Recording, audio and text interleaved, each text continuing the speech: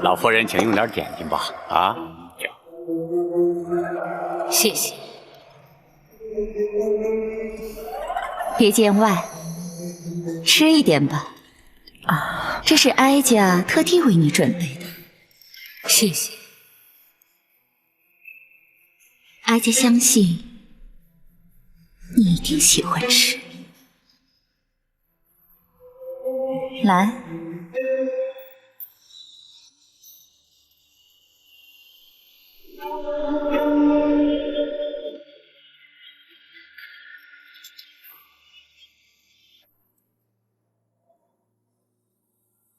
这叫心怀蜜，用杏仁、槐花和蜂蜜调制而成，是当年哀家那位好姐妹自创的甜点。好吃吗？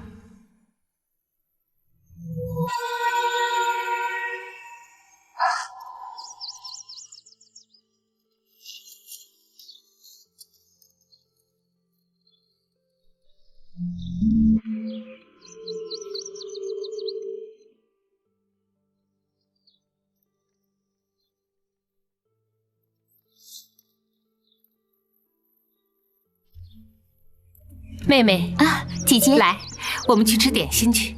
哎，来，来坐。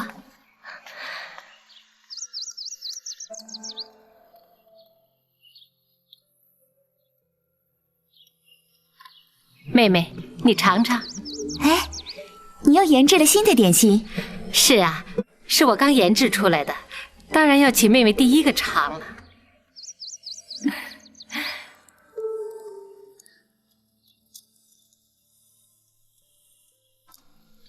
好吃吗？有淡淡的花香，有点苦涩。不过饼心却是甜的，真的很好吃。你是怎么做的？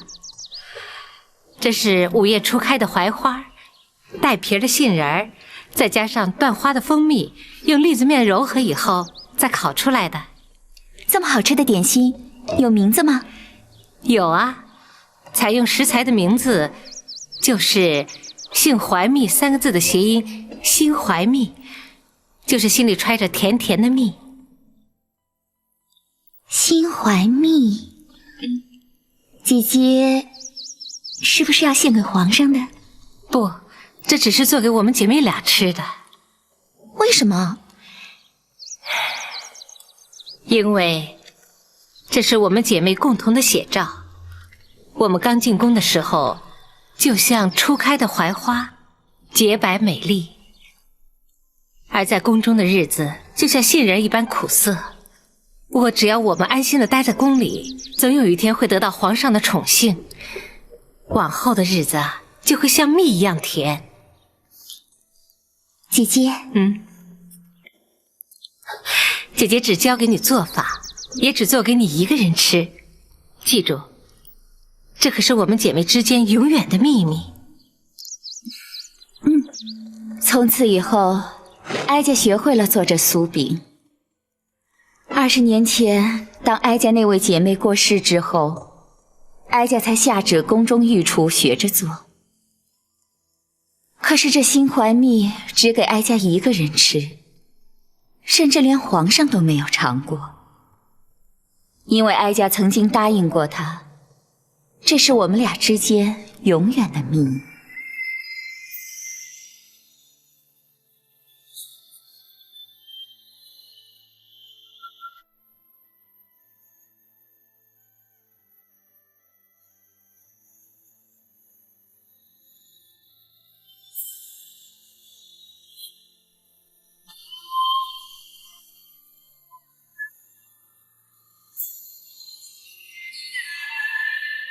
你因何掉泪？没有，没有。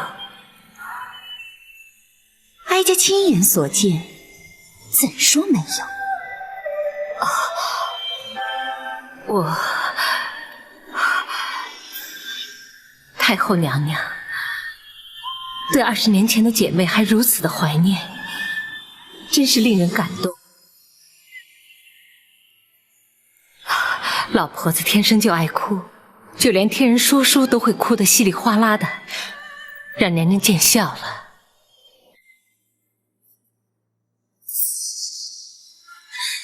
老夫人也太多愁善感了。如今故事说完了，老夫人也哭过了，现在可以吃点心了。这点心，娘娘一向是不给别人吃的。我老婆子哪来这么大的福气享受？因为你和我那姐妹长得实在是太过相似，直到现在，哀家都认为你就是她。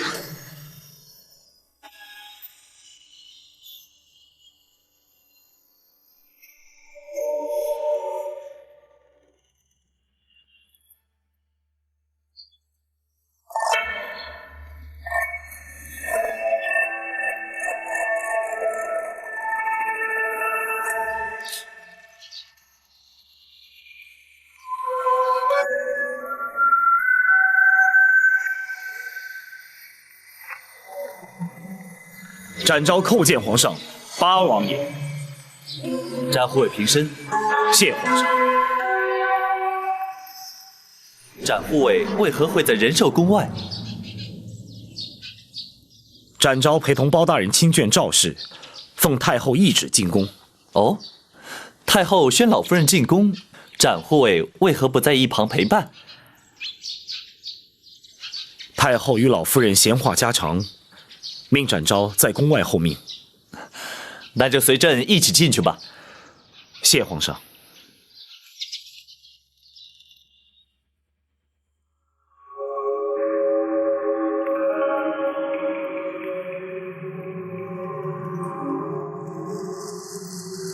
娘娘怎么不说话了？哀家想仔细的看看你。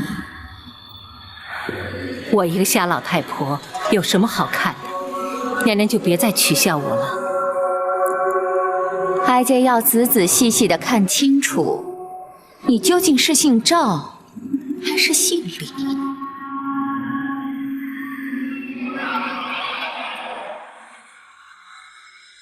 皇上驾到！奴婢叩见皇上八王爷。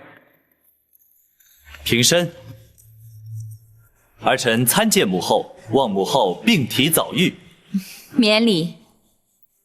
皇上来仁寿宫，怎不先通知一声？八贤王又怎会联袂而来？父王得知母后患有失眠之症，特来探望。哦，哼，自从哀家迁进这仁寿宫，八贤王可是头一回来。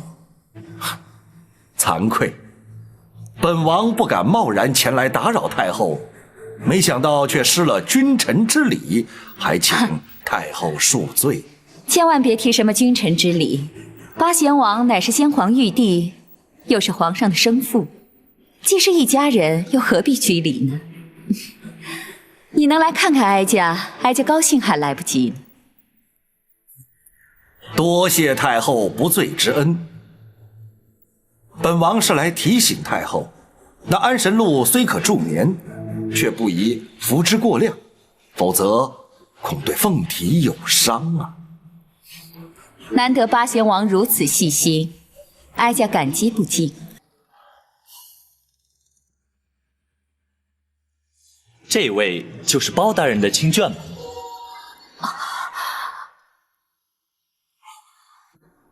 老夫人，圣驾当面，不可失了礼数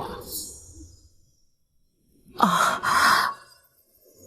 天下百姓乃是皇上的子民，我老婆子理当大礼参拜。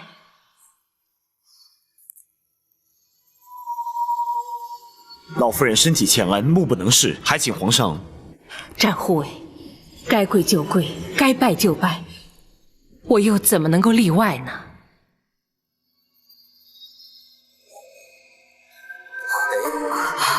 老夫人请起。老夫人是包大人亲眷，又是母后宣召入宫的贵客，这些繁文缛节就免了吧。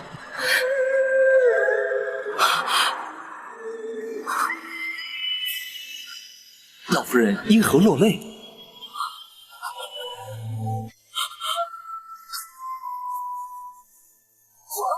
皇上，我是心里难过。老夫人有何伤心之事？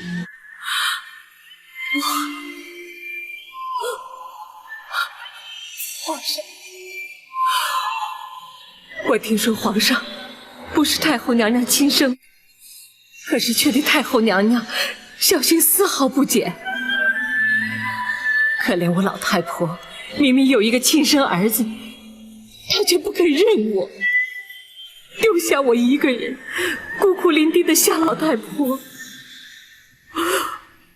皇上，我怎么能不伤心，不难过？竟有此事？难道包大人对此事就不闻不问吗？回皇上，包大人正在着手追查，一旦查明，自会还老夫人一个公道。如此不孝之人，休说朕不放过他，便是天地之间也难容他。展护卫，转告包大人，务必尽快查办此事，以安老夫人之心。展昭遵旨。皇上，老夫人进宫已久，未免包大人挂心，臣敢代老夫人请辞出宫回府。哀家许久没见外人了，老夫人难得进宫，就留宿一晚。明日一早，哀家再派人送老夫人回府。哀家坚持，展护卫可以先回去禀明包大人。惠娘娘，展昭奉包大人之命随侍老夫人，不得擅离。既然太后留下老夫人，展昭也留下陪同老夫人，请太后恩准。展护卫留下照顾老夫人也好，以免包拯担心。谢皇上。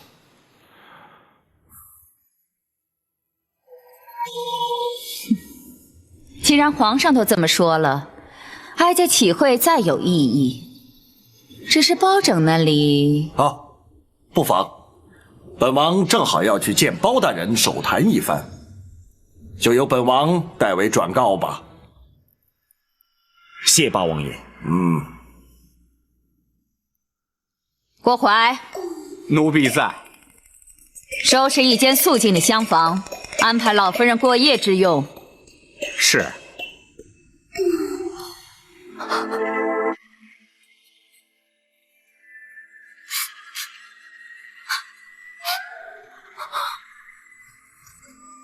什么？太后将老夫人留宿宫中？不错。当时皇上也在场，同时也准许展护卫留在宫中随侍，本王则负责来通知你包大人。难道老夫人的身份泄露了不成？应该是不会，否则太后和郭槐的神色不应该那般镇定才是。学生以为，纵使太后没有认出老夫人，却也未尽是心中之疑，因此硬将老夫人留宿宫中，也是为了更加确认。对，有此可能。倘若如此，老夫人在宫中岂非身陷险地？此事皇上也已知晓，倘若他们企图对老夫人不利，恐怕皇上那儿也难以交代。按理说，他们不会，也不敢不计后果贸然行事。然而，若是他们毅然确定老夫人的身份，而打算孤注一掷，那就另当别论了。大人不必担心，还有展护卫在。对，展护卫绝不会让他们轻易得手的。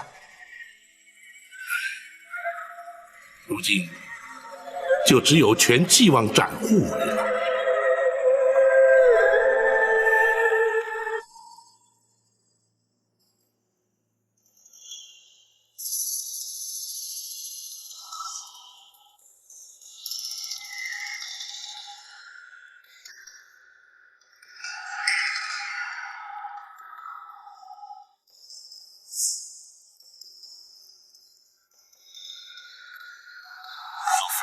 夫人。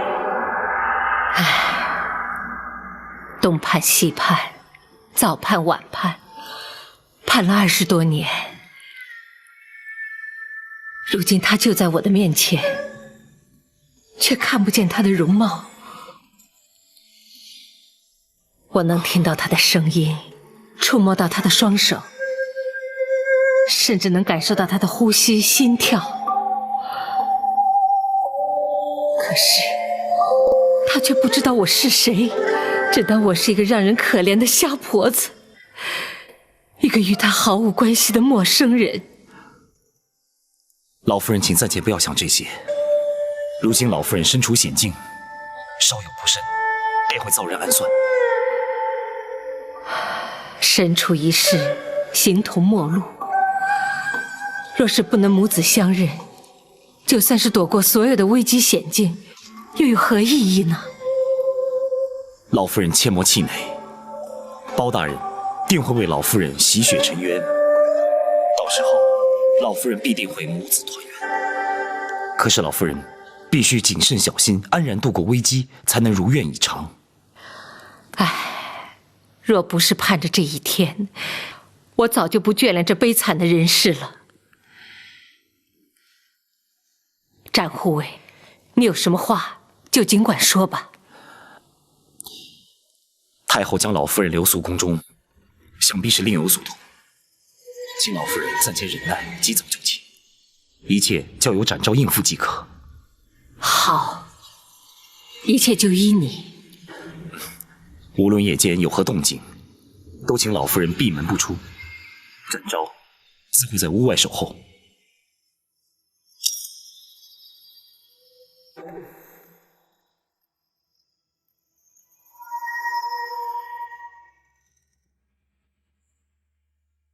我不会看错，一定是他。娘娘，当年先皇赐死李贵妃，是奴婢亲自去验看的尸体，千真万确，她死了20年呐。那么就是他又活了过来。娘娘啊，这人死他焉能复生啊？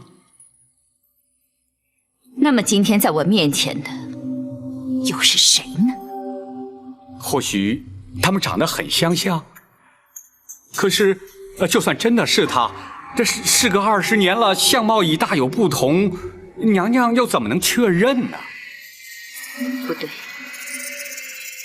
他能瞒得过天下人，只是瞒不过我。当年我与他朝夕相处，无论他今日如何伪装掩饰，那种神态举止是变不了的。郭淮，奴婢在。你把他请到寝宫来，心逼不出他的真实身份。娘娘，哀家的话你敢不听？奴婢不敢，奴婢遵旨。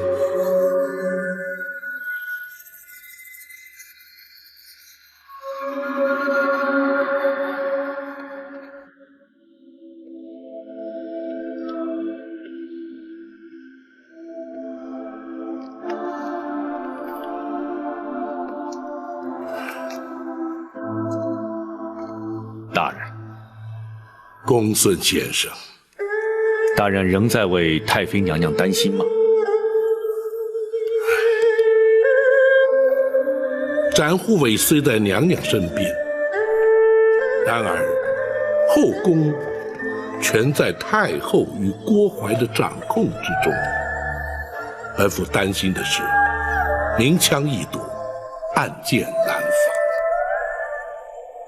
大人不必担心，展护卫武艺高强，胆识过人，想必定会保得娘娘安然无恙。单凭武功不足为事，展护卫需要的是斗智，而非斗力。说是娘娘的安危，实则却是正邪善恶之争。胜，则是公理正义之胜；败，则是天道人性之败。本府虽知展护卫必能妥善应对，却仍难免挂记于心呢。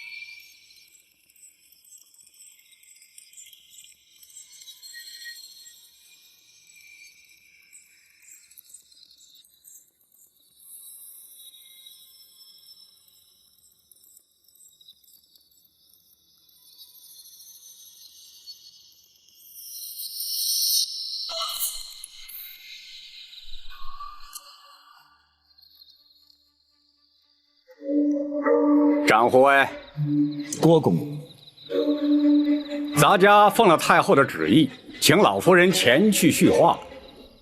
老夫人已然安寝，请郭公公回禀太后，恕难奉诏。张护卫，你没有搞错吧？此刻刚刚入夜不久，老夫人怎么可能已经入睡呢？郭公公有所不知，公孙先生正在替老夫人医治眼疾，最忌劳累，每日入夜既眠，从无例外。可是太后正在寝宫等候，张护卫务必请老夫人破例前往，否则咱家难以向太后交代。就算展某想帮公公的忙，恐怕也是无能为力。此话怎讲？公孙先生乃是以精针过穴之术及开方施药，双管齐下，为老夫人诊治眼疾。老夫人进宫之前已经服过药，时辰一到，自然成眠。如今若想唤醒老夫人，只怕是绝无可能。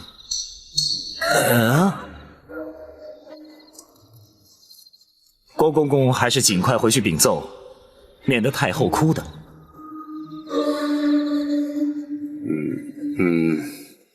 展护卫能否让咱家进去看看呢？郭公公到底要看什么？郭公公虽是近身太监，并无男女之别，可是老夫人已经入睡，又何必前去打扰？除非你不相信展某。不，展护卫言重了，咱家是奉太后旨意而来，若不进去看看，如何向太后交代？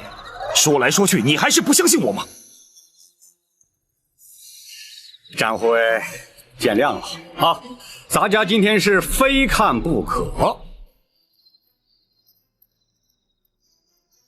展护卫，咱家可是奉太后的懿旨而来啊！展昭也是奉了皇上的口谕，留在此地照顾老夫人的。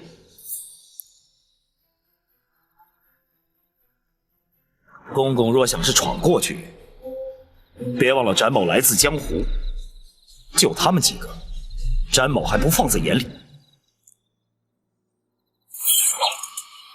想试试？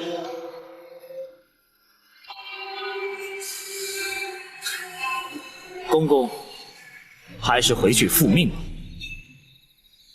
倘若打算在此与展某耗下去，吃亏的恐怕还是公公你了。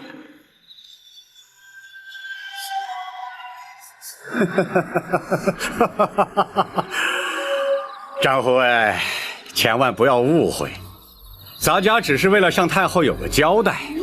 既然长护卫已经把话说明白了，咱家回禀太后就是。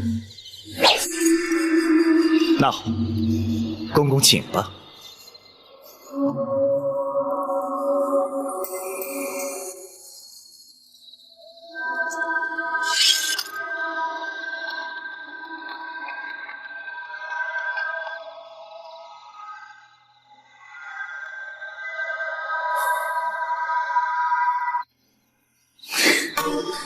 好个大胆的展昭，竟然敢和哀家作对！也许他说的是实话。不可能，他们是做贼心虚，想躲开哀家，偏就让你躲不了。郭槐，奴婢在。随哀家一起去，看他敢不敢拦阻哀家。娘娘，请息怒，请听奴婢说几句话。你说，展昭他虽然从中作梗，但他的话多少总占个理字。皇上的确让他留下来照顾，至于是否真的吃了药沉睡不醒，这个谁都不能证实。娘娘您如果真的要去，恐怕也不能这样理直气壮啊。这后宫是哀家的后宫，哀家不需要向任何人说理，惹恼了哀家就硬闯。娘娘，那就更使不得了。展昭在江湖上人称南侠，皇上又赐他为御猫，他的武功高强，谁也难敌呀。哼，难道他有3头6臂？哀家请后宫之力，就不信凭他一个人能应付得了？娘娘，这样如此一来，是不是就扰得人尽皆知？若是惊动了皇上，问明缘由，娘娘恐怕这就很难自圆其说了。娘娘，您无非是要弄清楚那虾婆的真正来历，其实这也不急于一时啊。只要是错过了今日，奴婢一定会明察暗访，定会尽释娘娘的心中之疑。若不是心虚，又何必躲哀家呢？他越是如此，越让哀家确信一定是他。娘娘，有些事情，也许经过20年会有所改变，可是有些事却永远不会变。哀家有办法证明究竟是不是他。娘娘指的是胎记，这与生俱来的记号，永远也变不了。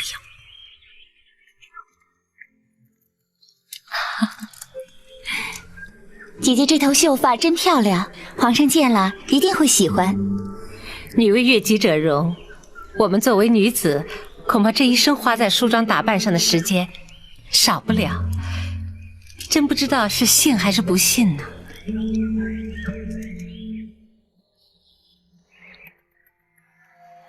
哎，姐姐，你颈后的这个心形图案好美哦，是谁替你画的？傻妹妹，这不是画的，这是胎记。真巧，胎记能生成这么美的模样，可惜我自己都看不见。没关系的，姐姐看不着，就留给皇上看呗。妹妹，你看你又在取笑我了。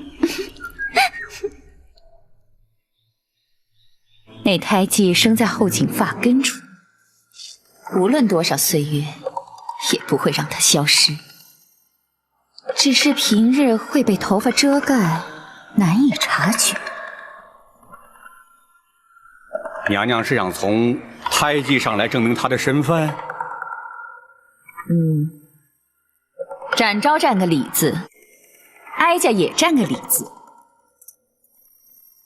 就算是个瞎婆，也得梳妆打扮才不失礼。展昭是男子，而他有双目失明，派人替他梳妆，谁也无话可说。是，奴婢一定派个手巧的宫娥去，一旦看清楚了，立即回禀娘娘。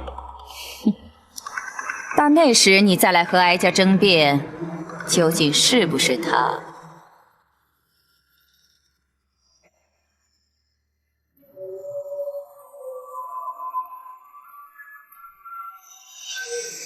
展护卫，你就出去歇会儿吧。我们梳妆打扮，你们男人看着岂不是没趣儿啊？展昭奉命陪伴老夫人，不敢稍有懈怠，打扰了老夫人，还请恕罪。你要是不嫌烦，就陪着吧。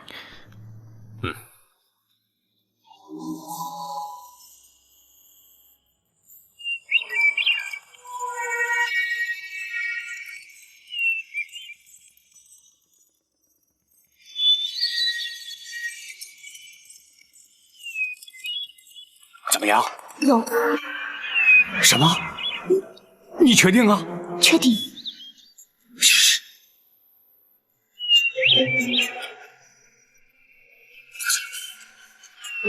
不可能啊！他明明早就死了。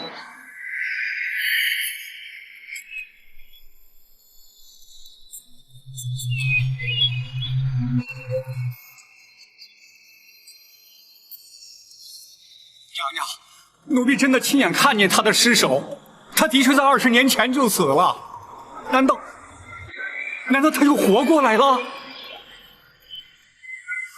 那就让他再死一次。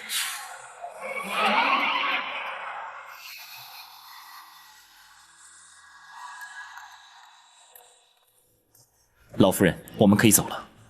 走？去哪里？出宫回府。现在走合适吗？此地不宜久留，只有回到开封府衙，才能真正保得老夫人的安全。好，那就请展护卫带路。是，请。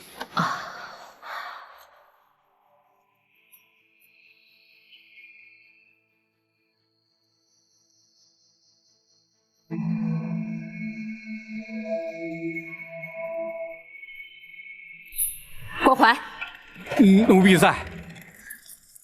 立刻调集后宫所有人手，将厢房团团围住。哀家要亲自去揭开他的真实身份。是。娘娘，启禀娘娘，展护卫和老夫人已经出宫了。什么？你不是你们在厢房守着吗？你怎么会让他们走了呢？展护卫坚持要走，我奴才拦不住呀。你立刻去追，不能让他们离开后宫。是。启禀娘娘，包大人亲自带着人在宫外等候，已经把老夫人接回开封府了。啊！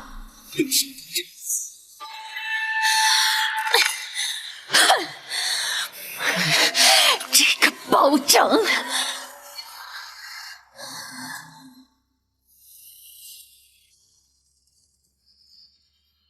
娘娘受惊了。幸亏有展护卫陪同，否则哀家怕真是出不了后宫了。展昭只是略尽本分而已。难道娘娘的真实身份被他们认出来了？其实他心中一直在怀疑，所以才会这样百般试探。不过哀家矢口否认，相信他也无法证实。娘娘虽然侥幸暂离虎口，但太后必定心中生疑。然而在陈琳抵达京城之前，还必须与他周旋。包拯除了会确保娘娘的安全之外，还请娘娘再做忍耐。哀家明白。宝卿，臣在。我今天遇见他了。娘娘是说皇上？不错，他的声音和蔼可亲，双手厚实温暖。如果有一天，当他知道我就是他的亲娘，娘娘请多做忍耐，终有一日，皇上会明白的。好，权杖包钦，为哀家平反。臣身为朝臣，义无反顾。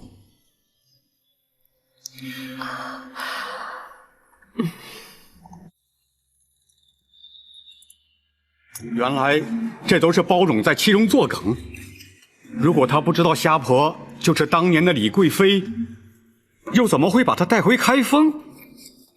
可是他又何必要带着李贵妃去南清宫见八王爷呢？这个包拯他究竟打的是什么主意？哼，不管包拯打算如何，哀家倒先要问你，20年前你奉旨验尸究竟是怎么验的？娘娘，奴婢冤枉啊！当年奴婢的确是亲眼看见过尸体呀。原本预定在次日清晨运出宫去，交给开封府验尸安葬。可谁知道当天晚上冷宫就起了大火。哎，不对呀，当年那场大火，它烧得也太凑巧了。怎么会不巧？尸体化为灰烬，仵作如何验尸？谁又能证实火场里留下的焦尸真是他？可是那冷宫里的总管秦凤也烧死在里面啊，他总不会连自己的命也不要吧？难说。可是当年去执行先皇赐死令的是陈琳呐，他应该最清楚上吊身亡的是谁呀？除非，这根本就是陈琳的主意。他为什么要这么做呀？为什么并不重要，重要的是他知道了些什么。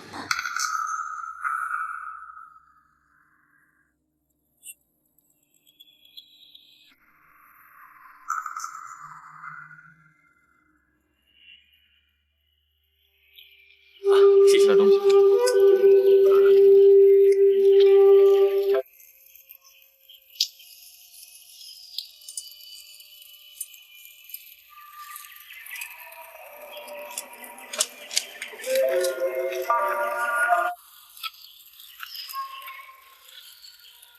公公，吃点东西吧。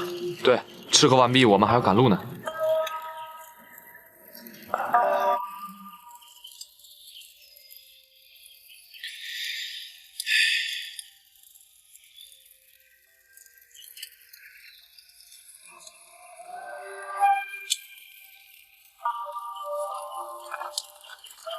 老人家，多少还是吃一点，否则路上饿了再吃，多有不便呐。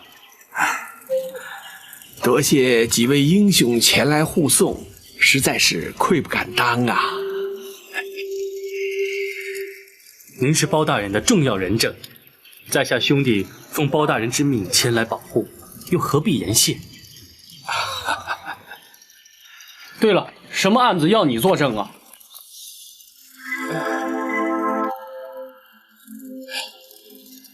这事关重大，请恕我不便说呀。那有什么？难道我们几个兄弟还会四处瞎说吗？这好了，四弟，包大人的案情我们不需要知道，何必让老人家为难呢？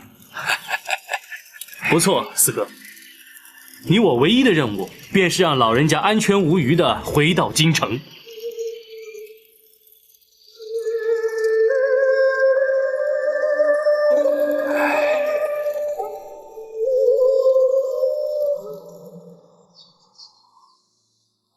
娘娘是担心陈琳知道当年那件事儿。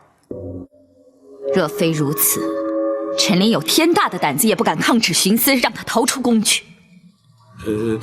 可是知道当年那件事的只有娘娘、奴婢、产婆尤氏和寇珠4个人呢。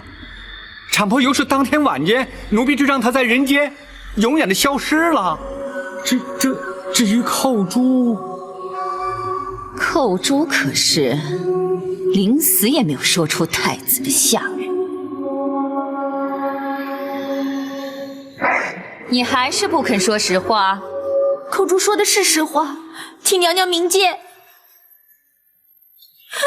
你还敢嘴硬啊！要你把婴儿埋在金水桥下，你去把它藏了起来。说，究竟把它藏在哪儿了？公公，寇珠冤枉啊！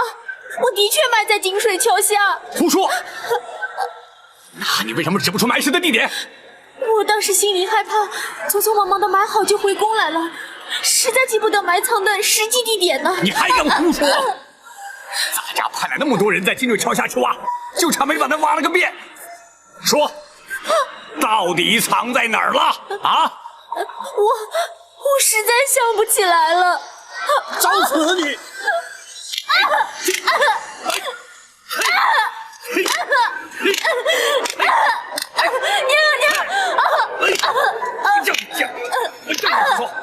娘，公主冤枉啊！好了，别打了，让本宫再问问。是啊。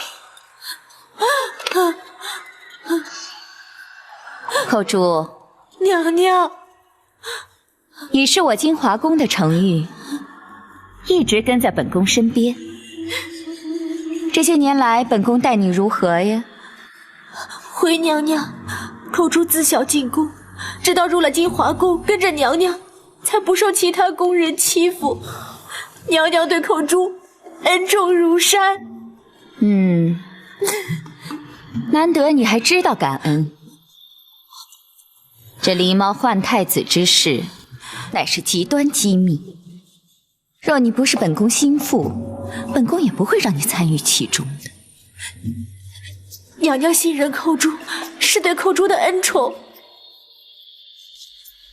那么，你就是这样来报答本宫的吗？娘娘，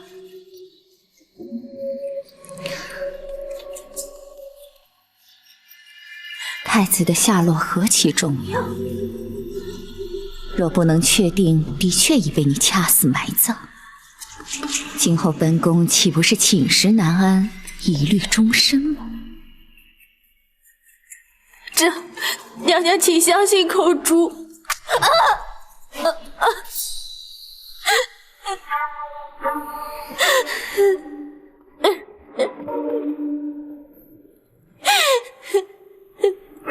你要本宫如何相信？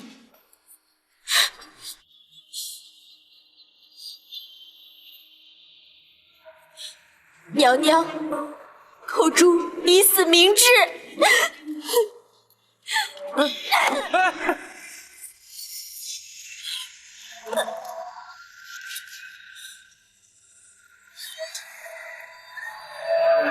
请娘娘安心。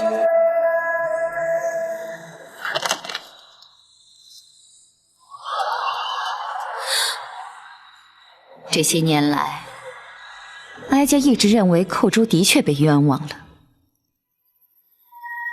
可是如今看来却又未必。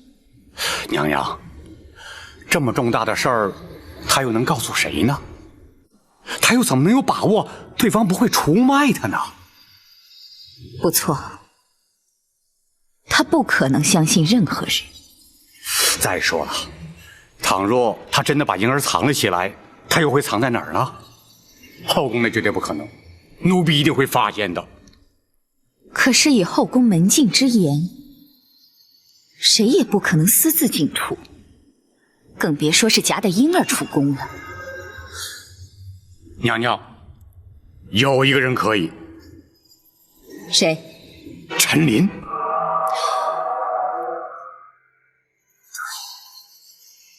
当时他是首领太监的身份。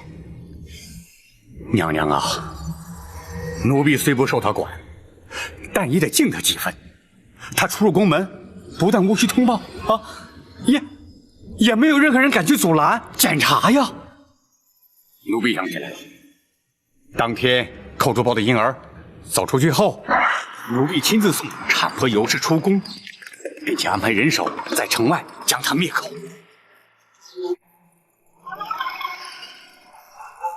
你出宫后，自会有人来找你。等你们见面之后呢，你这一辈子就不缺吃穿了。谢谢总管，谢谢总管。不用谢，这是你应该得的。去吧。是。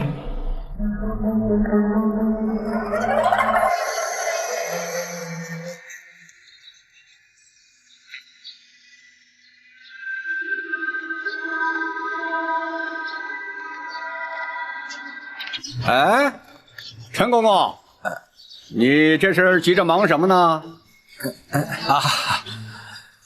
皇上要咱家送玉果去给八王爷祝寿，谁知道玉果园的人耽误了时辰，再不赶去就要误事了。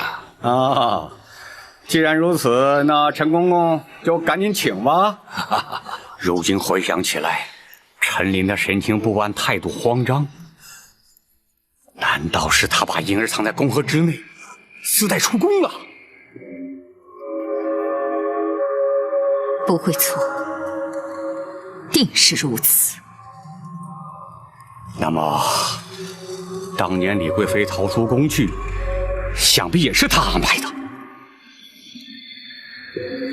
原来一直是他。可是他为何不向先皇举报呢？他不敢。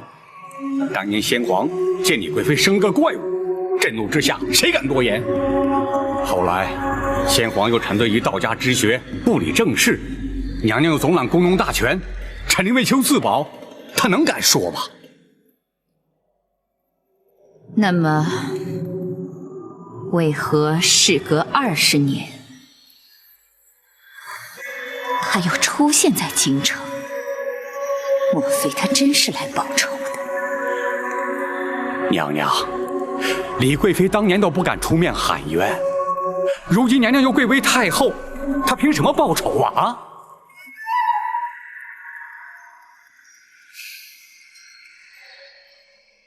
难道是因为包拯？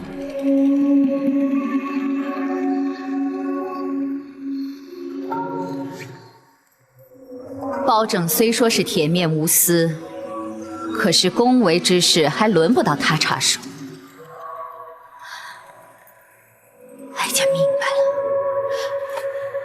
了，是八贤王。包拯曾将他带进八贤王府。昨日八贤王说是特意来仁寿宫探望哀家，其实却是为了他。这竟然扯上了八王爷！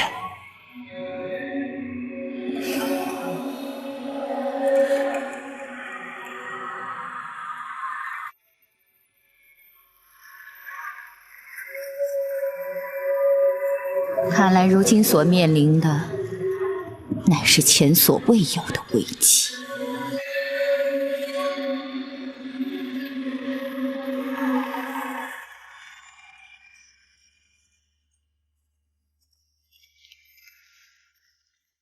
大人，娘娘的病情可是有了变化？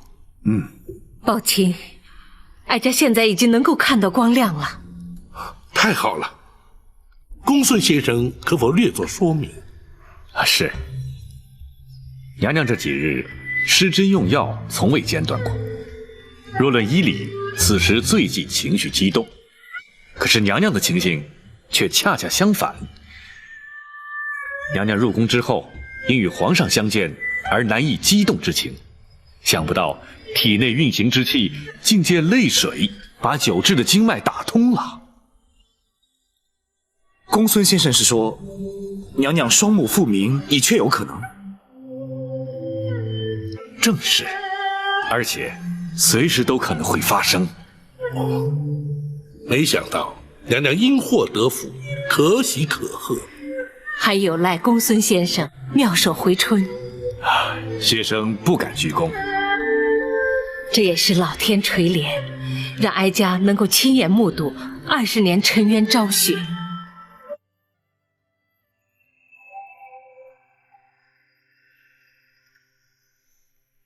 娘娘，八王爷虽然地位崇高，却无职无权。就算他们靠八王爷撑腰，恐怕也动不了娘娘，翻不了案。不，八王爷乃是赵氏皇族族长，皇族中人无不以他马首是瞻。同时，他还握有上打昏君、下打谗臣的先皇御赐金剑。一旦他插手此事，哀家也难以对抗。那如何是好啊？八王爷之所以被尊称为贤王，乃在于他处事公允、依法讲理。若是无凭无据，他也不会插手。娘娘啊，20多年都过去了，不会有证据留下来了。哼，没有物证，却有人证。娘娘是说李贵妃？不，她只是一个抗旨不遵的先皇陶妃。她若作证，自可轻易推翻，无人会信。那真正的关键人证是陈琳。陈琳早已告老还乡，不理世事了，难道还会找她回来作证？包拯以远方亲眷之名带李妃入京，甚至带她前往南清宫见过八王爷。可是却为何迟迟不提此案？他们在等陈琳进京。没错，你曾说过，包拯的侍卫出京而去，却不知去向。哀家可以断言，他们是接陈琳去了。娘娘，那如此一说，他们是在等陈琳一旦进京，包拯必然会开始行动了。没错，因此无论如何，绝不能让陈琳进京，知道吗？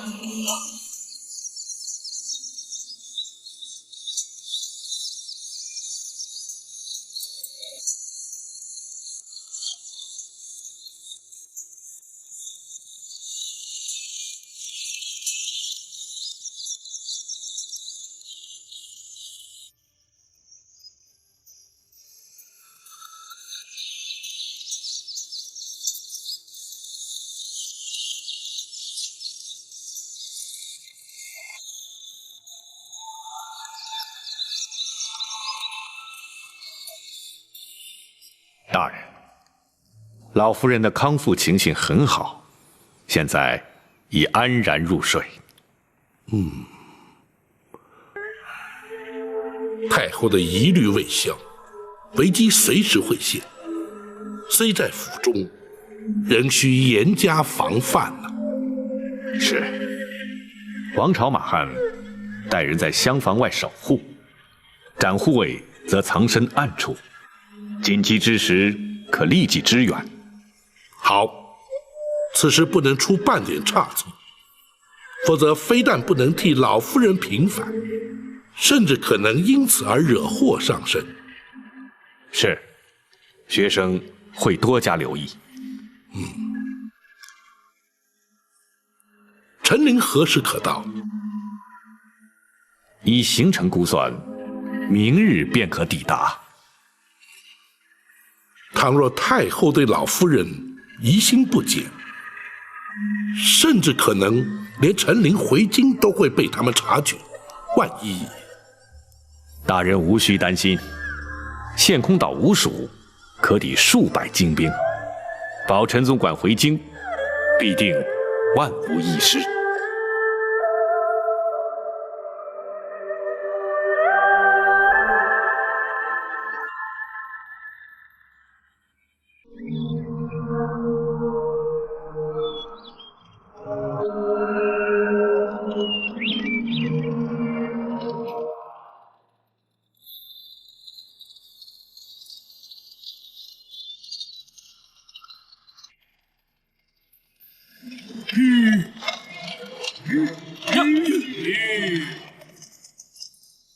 怎么会有官兵设下路障？这种荒野官道有什么大事儿？我看他们是吃饱撑的没事干。没那么简单。四哥，后面招呼一声。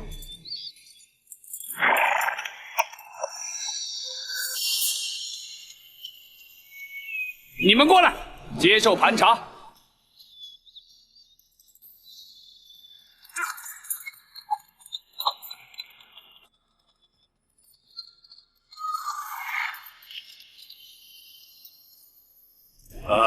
这位长官，我们只是路过。本官奉令追查亲密要犯，任何人都要经过盘查。倘若我们不往前走呢？不走也得查。倘若我们不让查呢？大胆！你们敢抗拒盘查，本座立刻下令拘捕你们送官。凭你们还办不到。你去吧。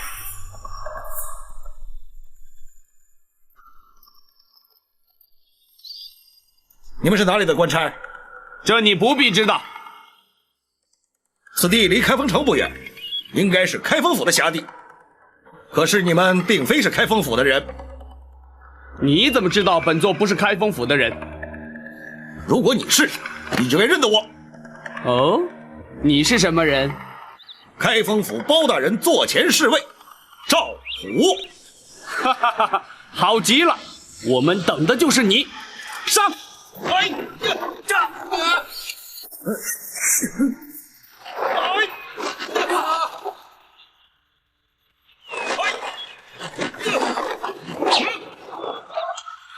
我就知道你们不是真的官兵，果然没有料错。我要的是马车里的人，识相的立刻离开，还可以保一条活命。既然你们不是官府中人，想必是来自江湖。不过，如果你知道我们是谁，恐怕就不敢这么说话。哦，阁下又是什么人呢？金毛鼠白玉堂。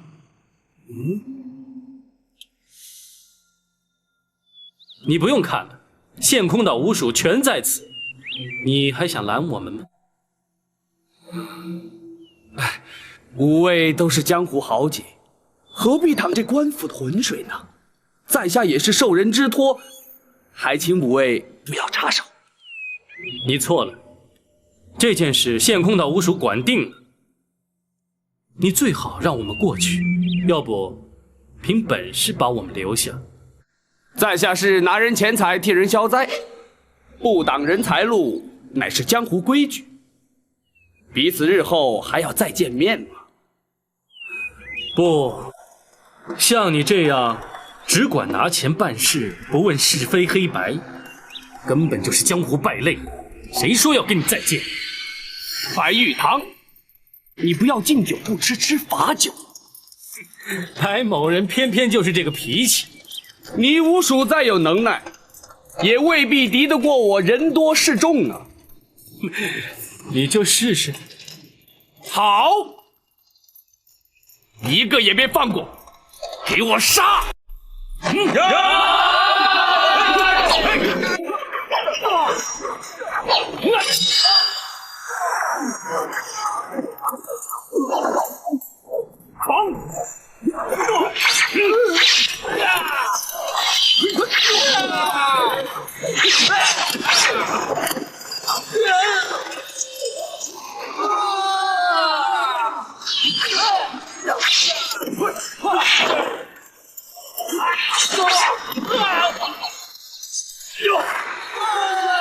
三哥开路！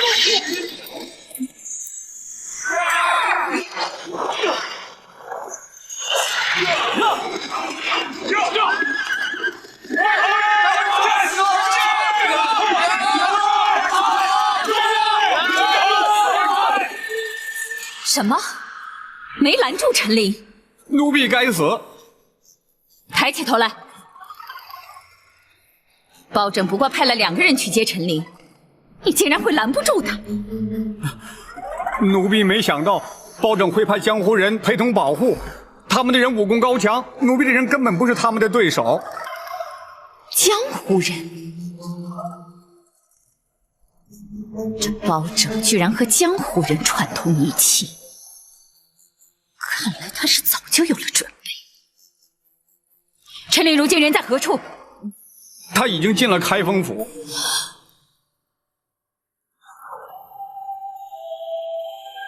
包大人，陈公公辛苦了。不，包大人信中所说之事，关乎至深至大，咱家哪怕跋山涉水，也要立即赶得来呀。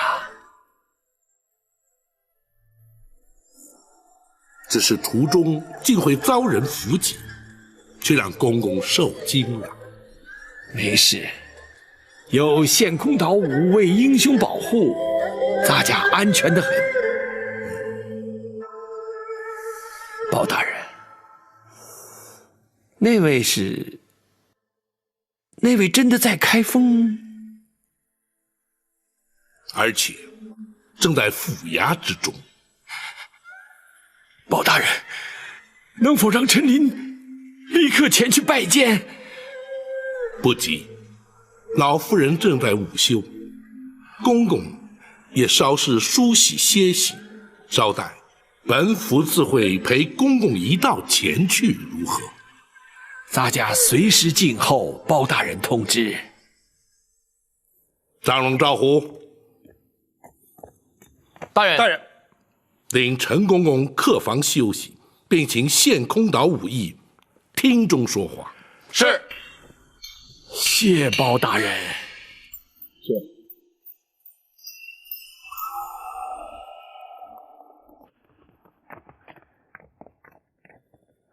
大人，如今白玉堂已将陈总管安全带到京城，大人可要带他进宫面圣？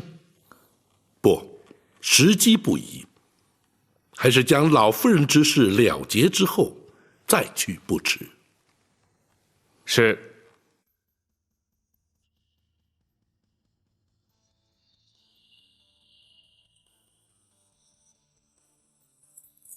叩见包大人。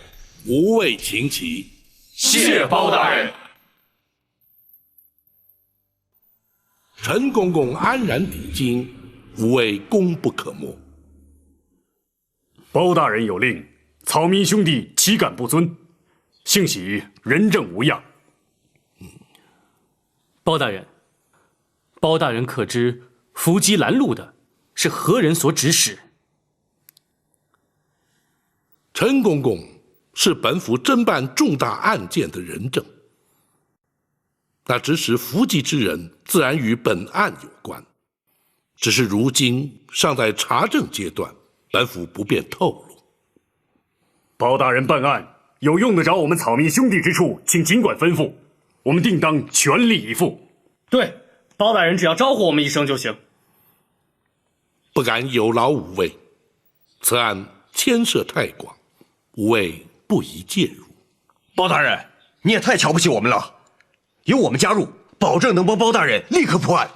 二弟，不得无礼。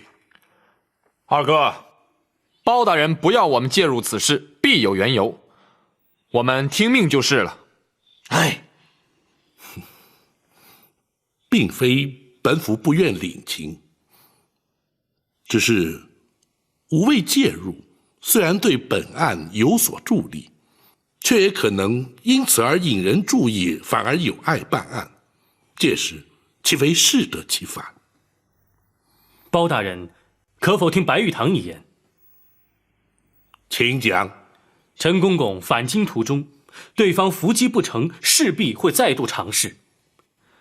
陈公公虽已在开封，却仍处险境。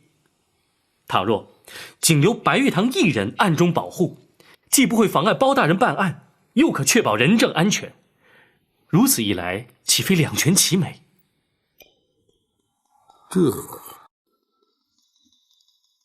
大人，白武侠言之有理。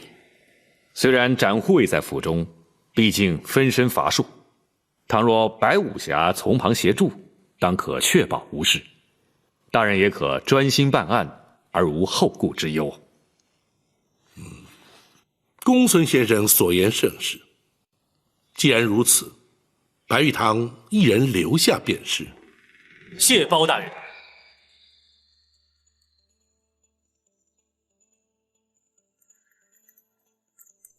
老五啊，你也太不够意思了！结果你一个人留下来，我们几个还得回陷空岛，什么热闹也看不了。就是啊，我们也不走。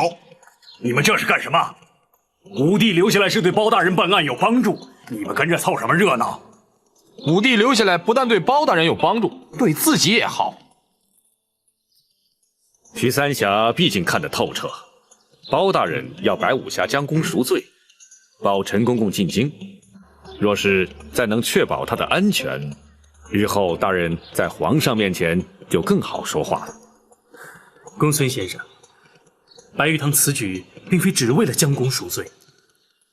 哦，南侠都能因包大人为官清正而仗义投身官府，白玉堂为何不能略尽心力？休说只是为了保护陈公公，便是赴汤蹈火，亦在所不辞。白武侠豪情一举，公孙策由衷佩服啊！五弟，大哥可是觉得小弟与之前大有不同？不错。以前你一直心高气傲，更不屑与官府为伍。如今看来，好，做大哥的以有你这样的兄弟为荣。小弟惭愧。好极了，老五，真有你的。二哥也就不再啰嗦了，这就乖乖的回陷空岛去。多谢二哥。哎，五位啊，五位，为防人耳目，还请白武侠与各位一起离开府衙，再悄悄转回来，方能收暗中保护陈公公之效。公孙先生顾虑周到，白玉堂谨遵台命。哈哈，告辞。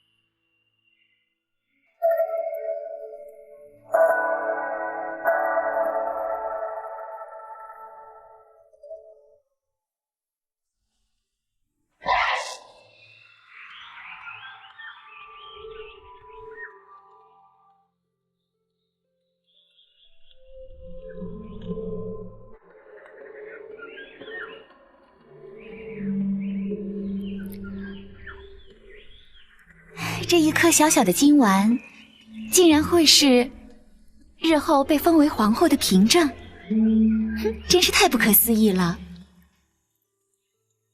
母以子贵，虽说是传统，可是也太没道理了。孩子临盆还早，妹妹何必又想那么多呢？如果真的生了儿子，皇上真的会封皇后吗？君无戏言，当然会了。我想，只要我们的孩子平安降生，健康快乐的成长，我就心满意足了。姐姐比我先怀孕，自然会先生。那么将来，姐姐就是皇后了。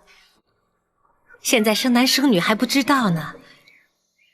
就算生了儿子，被立为太子又如何呢？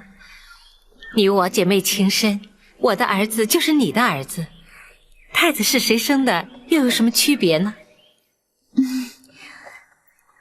可是太子毕竟只有一个，皇后也只有一个啊。妹妹，听我一句，权势富贵固然迷人，可是安详和乐更为重要。我们何其幸运被选入宫中陪伴皇上，可我们又何其不幸与家人断绝往来。身为贵妃，我们生活无忧，享尽荣华，比起大多数人更是天壤之别。妹妹，所以只要我们生活的快乐、健康、平安，谁是太子，谁当皇后，真的一点都不重要。妹妹，你说呢？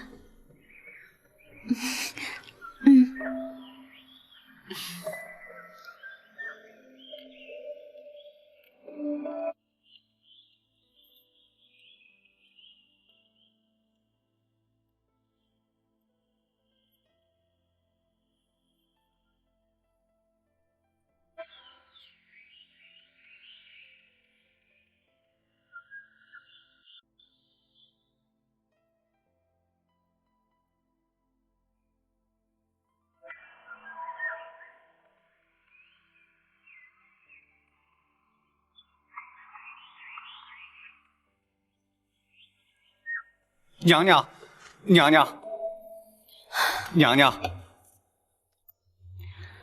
如何？那些江湖人已经离开，开封府一切正常，并无异样。看来他们正在密谋对策，随时可能有所行动。娘娘，奴婢从头到尾的仔细想了一遍，这实在不明白他们又能对娘娘如何呀？怎么说？当年是先皇下旨赐死李妃，这火烧冷宫是总管秦凤自己干的。这狸猫换太子，只有寇珠参与其中，而寇珠却又早已命丧九泉，他们怎么追也追不到娘娘身上啊！郭淮，你跟着哀家30几年，竟然会如此懵懂。请娘娘明示。全案最为关键的一点，是当年那被换去的小太子下落何方？如今即可断定，当年寇珠非但没有将太子掐死埋葬，反而交给了陈琳。随后他便去了八王爷府，而八王爷如今更参与此事。娘娘，那么太子当年是交给了八王爷，可是这20多年都过去了，可太子他从来没有露过面呢。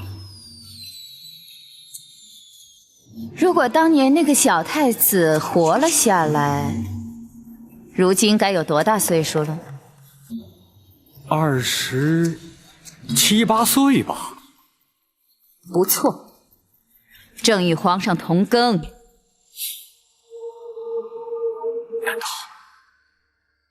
难道不无可能？娘娘，要是果真如此，那岂不是大事不妙吗？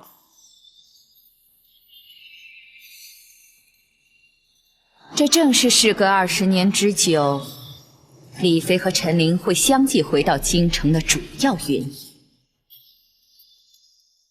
奴婢陈琳叩见娘娘。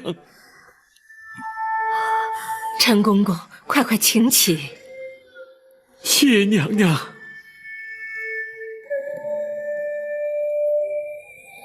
奴婢安排适当，让娘娘流落民间20年，奴婢罪该万死，请娘娘恕罪。公公不要自责，当年若不是公公冒死相救，哀家又岂能活到今天？小太子如今已成为当今皇上，一旦母子团圆，娘娘的旷世奇冤便可昭雪，也不枉娘娘忍辱多年呐。若没有公公的常年护佑，皇上也不能够如此顺利茁壮成长了。赵氏一族亏欠公公的太多了。奴婢不敢鞠躬。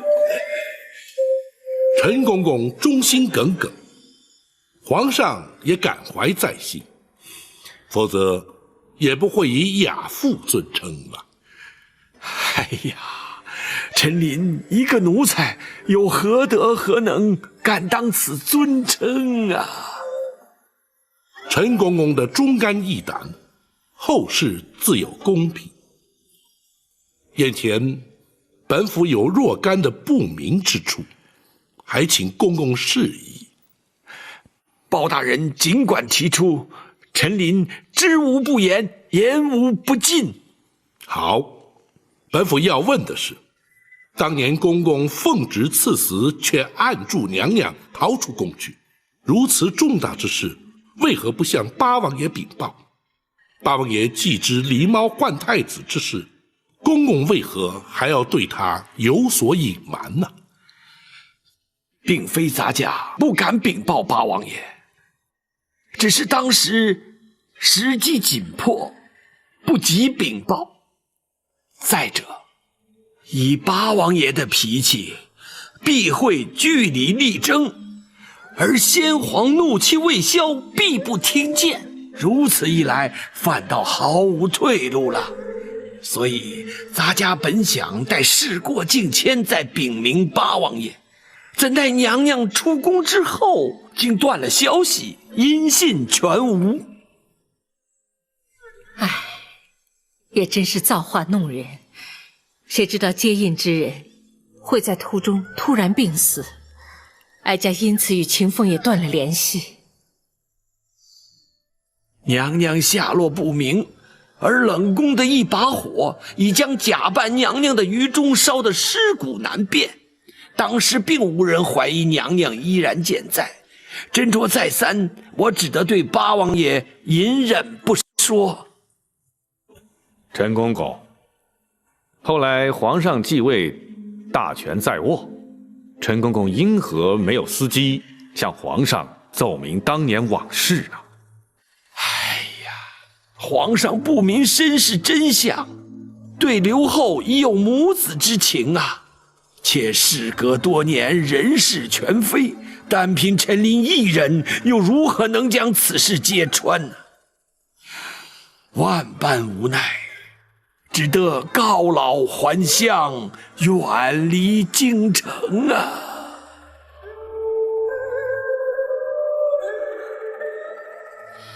换做任何人，恐怕也无能为力。本府尚有一事，百思不得其解。娘娘逃离后宫当夜，冷宫当即遭到火焚，想必不是巧合。不知陈公公可知其中内情？冷宫失火，乃是秦凤自焚呐。你待怎讲？当郭槐验过尸首，离开冷宫之后，咱家愈想愈担忧。没想到，还真的把郭槐给瞒住了。狱中这条小命儿，总算没有平白牺牲啊。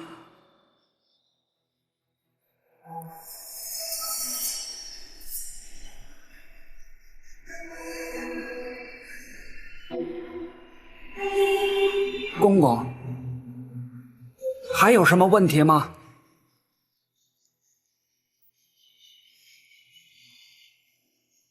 瞒得了郭槐，只说明在后宫没人知道是于中假扮了李娘娘。那就行了，明儿一早，神不知鬼不觉的，就把这尸首送出宫去了。然后呢？交开封府收敛埋葬啊。问题就出在这儿啊！开封府必然依法验尸而后埋葬。于中和你我一样都是阉人，可是男女毕竟有别呀，能瞒得过府里的仵作吗？这一旦仵作发现真相，必向宫中回报，郭槐还是会知道。哎，怎么办呢？嘿，公公，你有办法吗？百密而一疏啊，如今也无法可施。但愿在他们发现真相之前，娘娘已安全脱身。可是他们却会找上我们。不错，他一定会将我们举发，公然违抗圣旨，私纵娘娘出宫，恐怕死罪难免呐。秦凤，咱家虽死不足惜，只是却拖累了你呀。不，祝娘娘脱困出宫，乃秦凤自愿。如果因此而丢了性命，也可以和于中作伴，至少不会让他专美于前。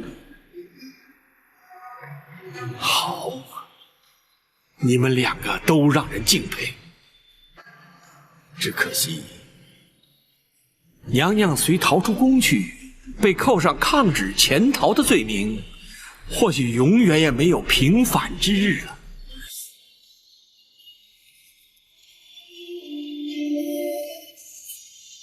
我有法子了。哦，你快说。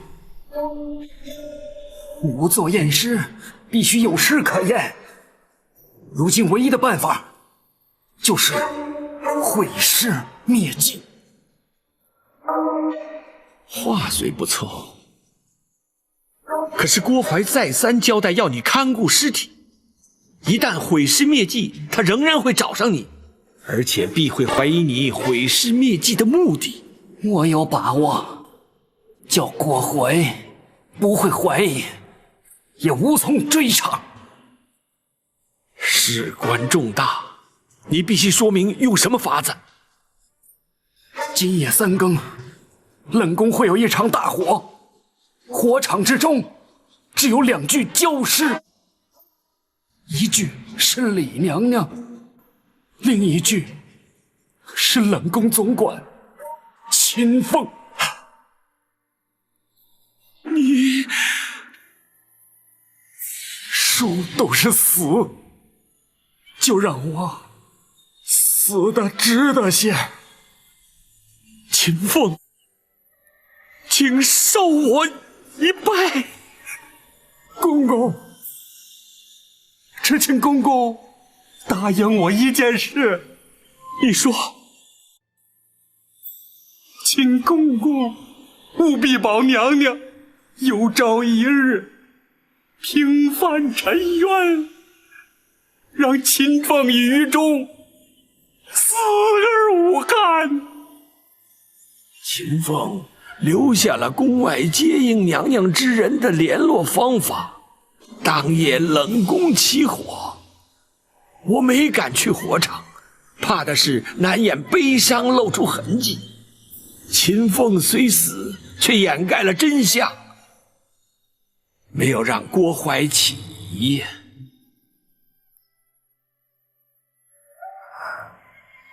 原本以为只有于中一人因我而死，谁知道连秦凤竟然也……哀家只怕永远也无法报答他们。娘娘，包人以为他2人死得其时，也死得其所。娘娘若是将他们长记在心，想必他们也能瞑目了。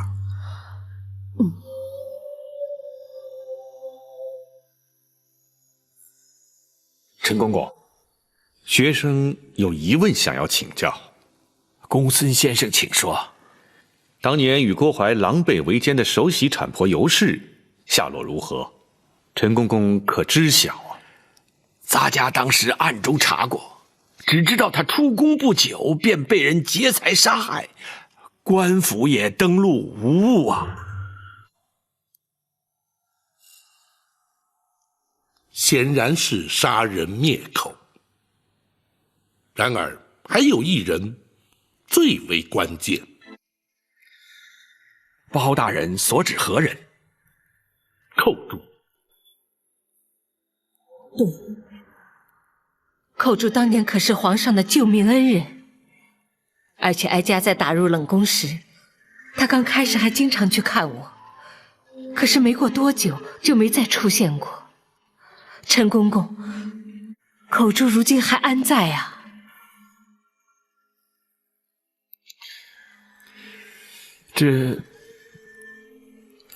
陈公公，寇珠可说是此案关键，对大人平反此案帮助甚大。不错，若是能有寇珠的证词，远胜于其他。莫非寇珠竟然也……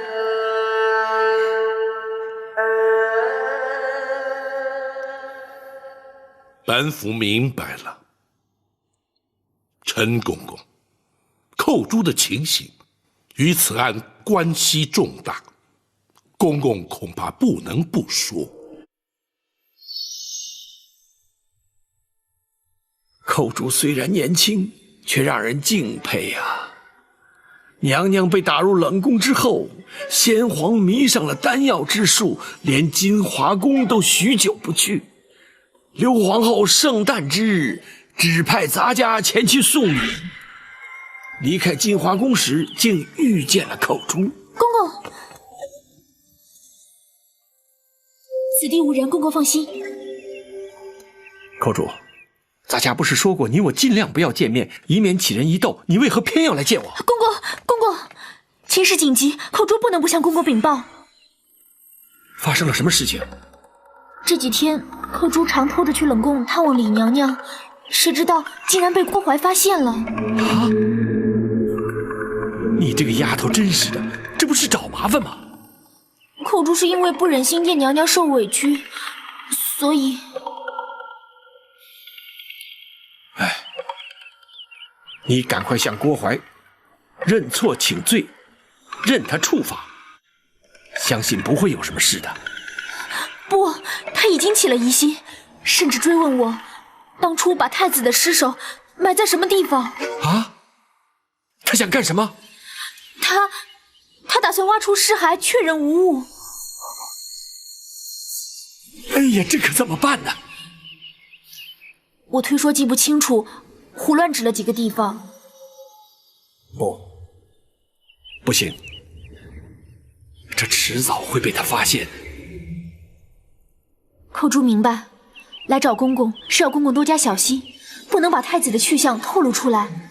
咱家当然不会说了，只是你，寇珠也绝对不会说。他一定会用刑逼迫，万一你熬不住酷刑，岂不是前功尽弃吗？公公，我不会给他机会。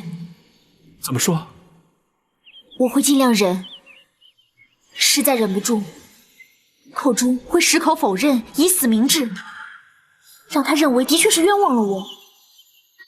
哎呀，你这个丫头啊！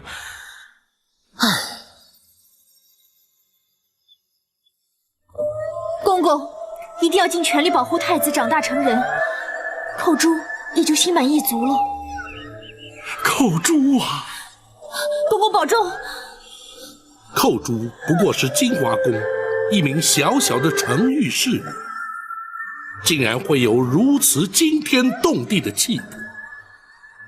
陈公公，那寇珠后来究竟如何？寇珠虽然意志坚定，却令我一直忐忑不安呐。唯恐他熬刑不过，求死不能，而供出太子去向。于是每日前往金华宫打探究竟。见过陈公公。郭总管可在宫中？回公公，郭总管陪娘娘在御花园赏花呢。这是皇上要咱家给娘娘送来的点心，娘娘回宫之后立即呈奉。是。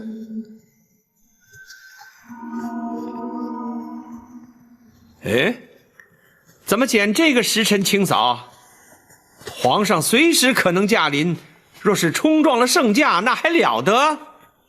回公公，是郭总管临时交代的。哦，为什么？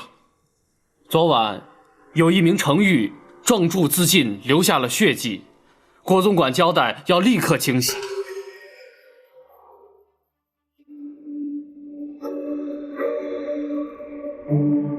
竟然有人在宫中自尽，那岂不是惊吓了娘娘？所以郭总管才陪娘娘去花园散心。你可知那名程昱是因何自尽的？听郭总管说是思乡心切，想逃出宫去，被抓回来之后畏罪自杀。她叫什么名字？寇珠。好一个忠心刚烈的奇女子！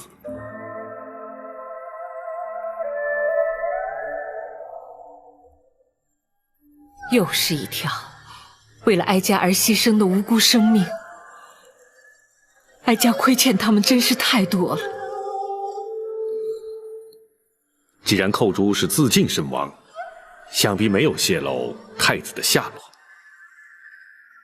的确如此。寇珠既然已死，他们自认天衣无缝，而狸猫换太子的阴谋永远也不会被揭穿，故而不再追查，这才使太子得以安然无恙地在宫中成长啊。只是如今，非但会揭穿30年前的谎言，他们更会因此而付出代价。陈公公，本府对此案的疑点均已厘清，多谢公公指点。咱家只要能在有生之年亲眼目睹旧案平反，奸人伏法，也就不枉此生了。届时还要请公公坐镇对质。臣您静候包大人传唤。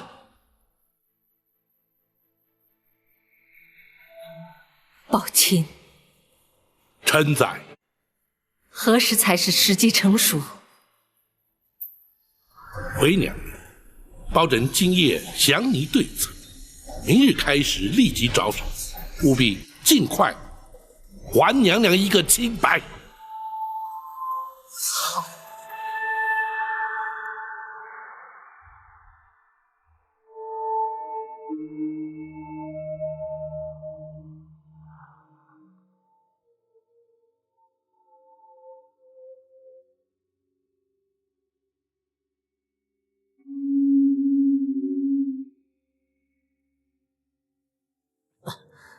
奴婢郭淮告进。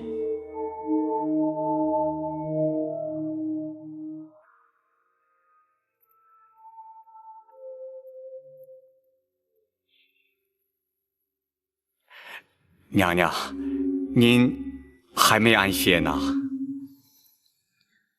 哀家怎能睡得着啊？娘娘，奴婢已有个万全之策，请娘娘宽心。哀家不知还能有什么办法，你说。李妃陈琳若不在人世，想必八王爷也不会旧事重提。如今他们两个都在开封府，奴婢派人今夜就去把他们两个斩草除根。陈琳进京你都拦不住，更何况开封府还有展昭在。那些江湖人早已离开了。一个展昭，他分身乏术，奴婢只要杀掉他们其中一个，他包拯就难以翻案了。若是刺杀不成，岂不反成了包拯的口实？那就连包拯一块杀。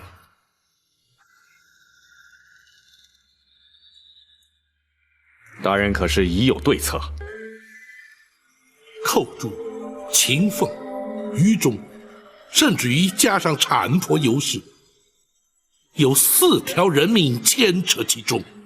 如今已不单是为娘娘平反，而是涉及无辜命案。本府明日一早立刻去见八王爷，开始侦办。哪里走？大人，请留在屋里，不可出去。发生了什么事？有刺客。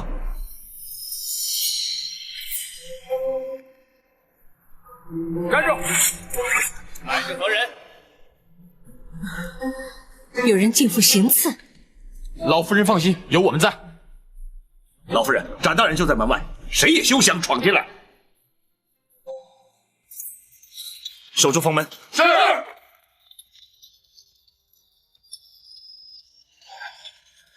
你们绝没有机会得逞。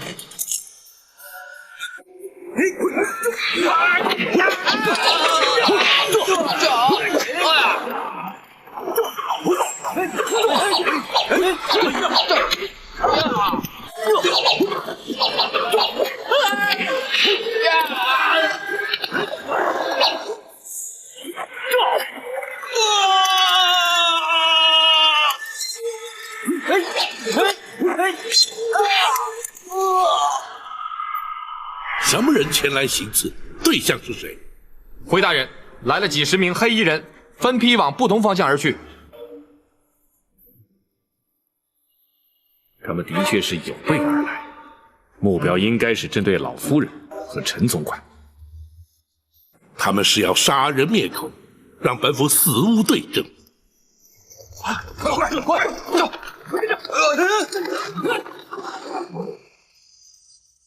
白玉堂在此，你们修中了调虎离山之计，去保护包大人，这里就交给我。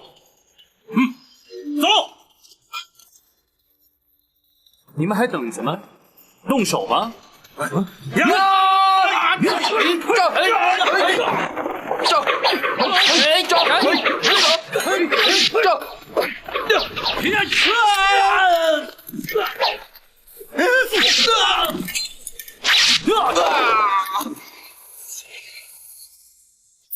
谁？是我。大人，外界的情形如何？展大人和张荣、赵虎保护老夫人，白玉堂在府衙门口挡住刺客。你为何不带人前去助一臂之力？白玉堂担心刺客调虎离山对大人不利，属下已将衙役派驻在书房外。他们这是孤注一掷。你们这些拿钱办事的杀手，根本就是江湖败类。今天碰上我白玉堂，算你们倒霉。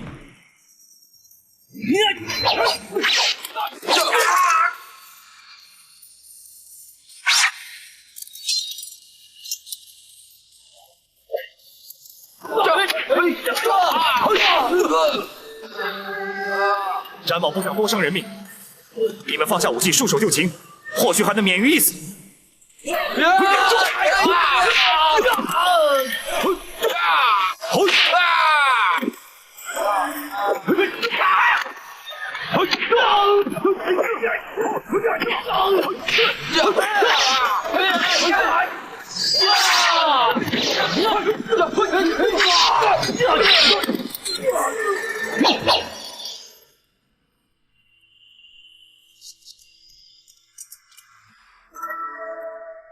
娘娘受惊了。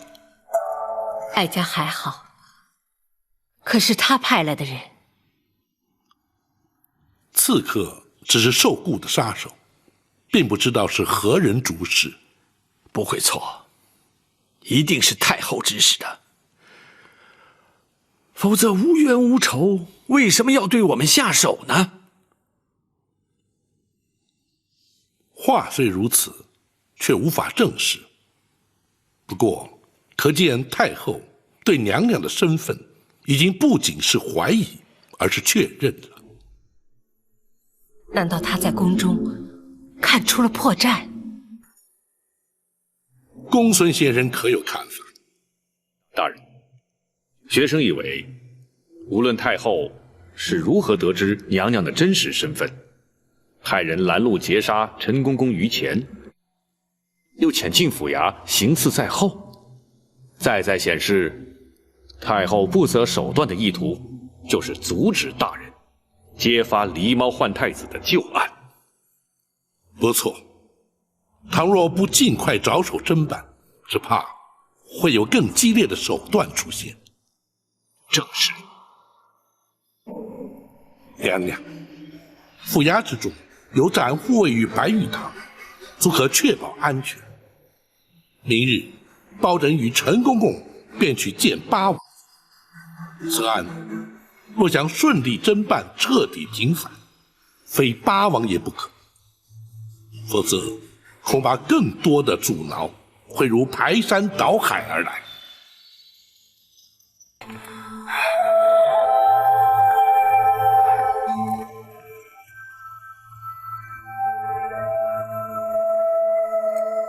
若不是有你在，陈公公只怕已遭人毒手。只要包大人不嫌弃我再次妨碍办案就行了。包大人早知道你会有所帮助，只是你并非官府中人，不便主动相邀罢了。哦，那包大人倒还看得起我白玉堂。不过你一个活口都不留，别怪我。就算留下了活口，也问不出是谁指使。他们都是拿钱办事的杀手，既不问出钱的是谁，更不管该不该杀。长得会点武功，连老弱妇孺都不放过，这些人根本是死有余辜。毕竟还是一条性命，往后还是手下留情。哦，这有点不像江湖人的作风啊。是受包大人的影响吗？展某曾经是闲云野鹤，仗剑江湖，快意恩仇，过得也是刀口舔血的日子。但认识包大人之后，对人命的看法已经有所不同。正如包大人所说，人命关天，这也是包大人断案判刑最在意之处。也许包大人认为人命关天，可是那指使行刺之人，恐怕就不这么想了。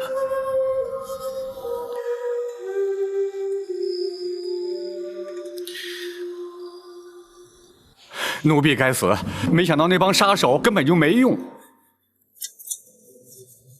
所以李妃和陈琳都好端端的活着。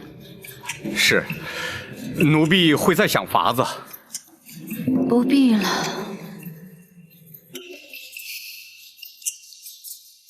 这几天哀家接连着梦见口珠，看来他是向哀家索命来了。或许当年哀家不应该为了争夺皇后的位置，干下那些昧着良心的事。如今报应终于来了。娘娘，这么多年都过去了，不能因为李妃和陈琳的出现，或是包拯插手翻查旧案，就把这来之不易的皇后宝座轻易放弃呀。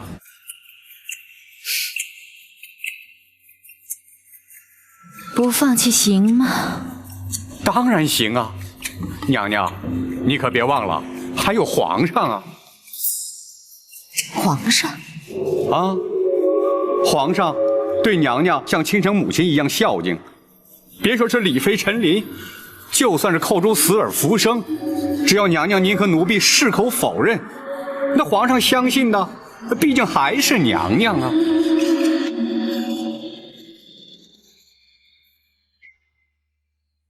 当年将李娘娘诈死，逃出宫去之事，瞒住王爷，实乃情非得已，还请王爷恕罪呀。唉，本王又岂会料得到，其中竟会有如此的曲折。那秦凤与于中的义举，着实令人敬佩，却又令人扼腕。若非如此，又怎能保住娘娘的性命？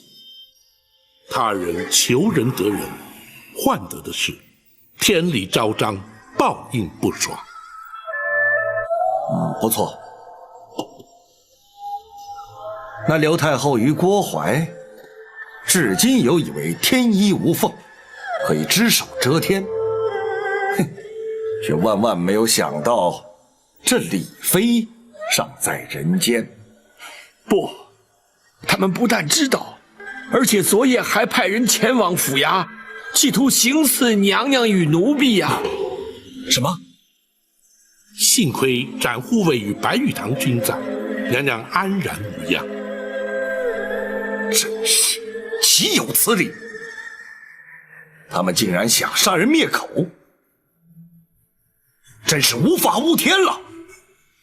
好，本王立刻进宫，向皇上说明一切。王爷请慢。包大人，你前番要本王忍耐，等陈公公进京之后再去面圣。如今真相已明，又何须等待？王爷，并非包拯要等，而是必须先与王爷商定对策。事实俱在，只要向皇上禀明一切，又何须对策？王爷，皇上始终自认是王爷亲生，若是直言相告，皇上又将情何以堪？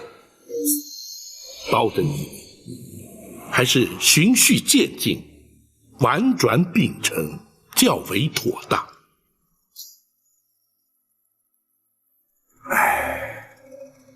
不错，如果要他立刻接受，的确也太残酷了一些。此外，皇上仁厚孝敬，对刘太后敬之若母，如今却在一夕之间，太后竟成戕害生母的罪魁元凶。面对如此局面，皇上势必难以承受，无法置怀。陈琳，奴婢在。皇上自幼进宫，便由你陪伴成长。依你之见，皇上将会如何呀？回王爷，生育之恩与养育之情对皇上同等重要。奴婢认为，除非是刘太后坦诚罪状，否则皇上是绝不会忍心降罪的。哼，要他认罪，谈何容易？王爷，若要拿郭槐认罪，却并非不可能。包大人是要从郭槐身上着手？正是。那郭槐做贼心虚，定然不肯由包大人传唤审讯。刘太后心知肚明，也绝不会放人。包大人又如何能让那郭槐认罪呢？包人倒有意见，只是必须陈公公协助才行。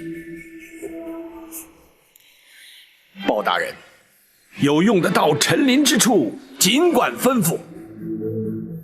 若用此计，陈公公先得进宫面圣。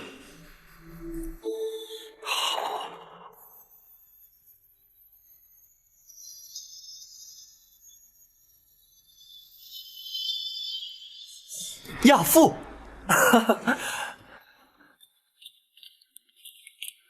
坐。亚父，你是何时回京的？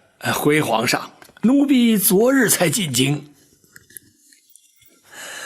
自从亚父告老还乡，朕总是不习惯，总觉得身边少了些什么。奴婢也是每日记挂着皇上啊。亚父回京是来看朕的？除了向皇上请安之外，奴婢也是受人之托。哦，有人托亚父回京办事？奴婢是受人之托，前往开封府向包大人告状的。告状？包拯可曾受礼？包大人虽然受礼，可确有爱男之处。哦，包拯一向公而忘私，是什么样的案件让他也觉得爱男？奴婢家乡有一对老夫妇，他们的女儿寇珠自幼进宫，充任宫娥。20年前无端于宫中亡故，老夫妇哀痛莫名，领回遗体，却未获宫中抚恤补偿。如今年事已高，无力谋生。知道奴婢曾任职宫中，特央人请托，奴婢碍于情面，只得应允呐。既然是20年前的旧事，亚父为何当初不提出来呢？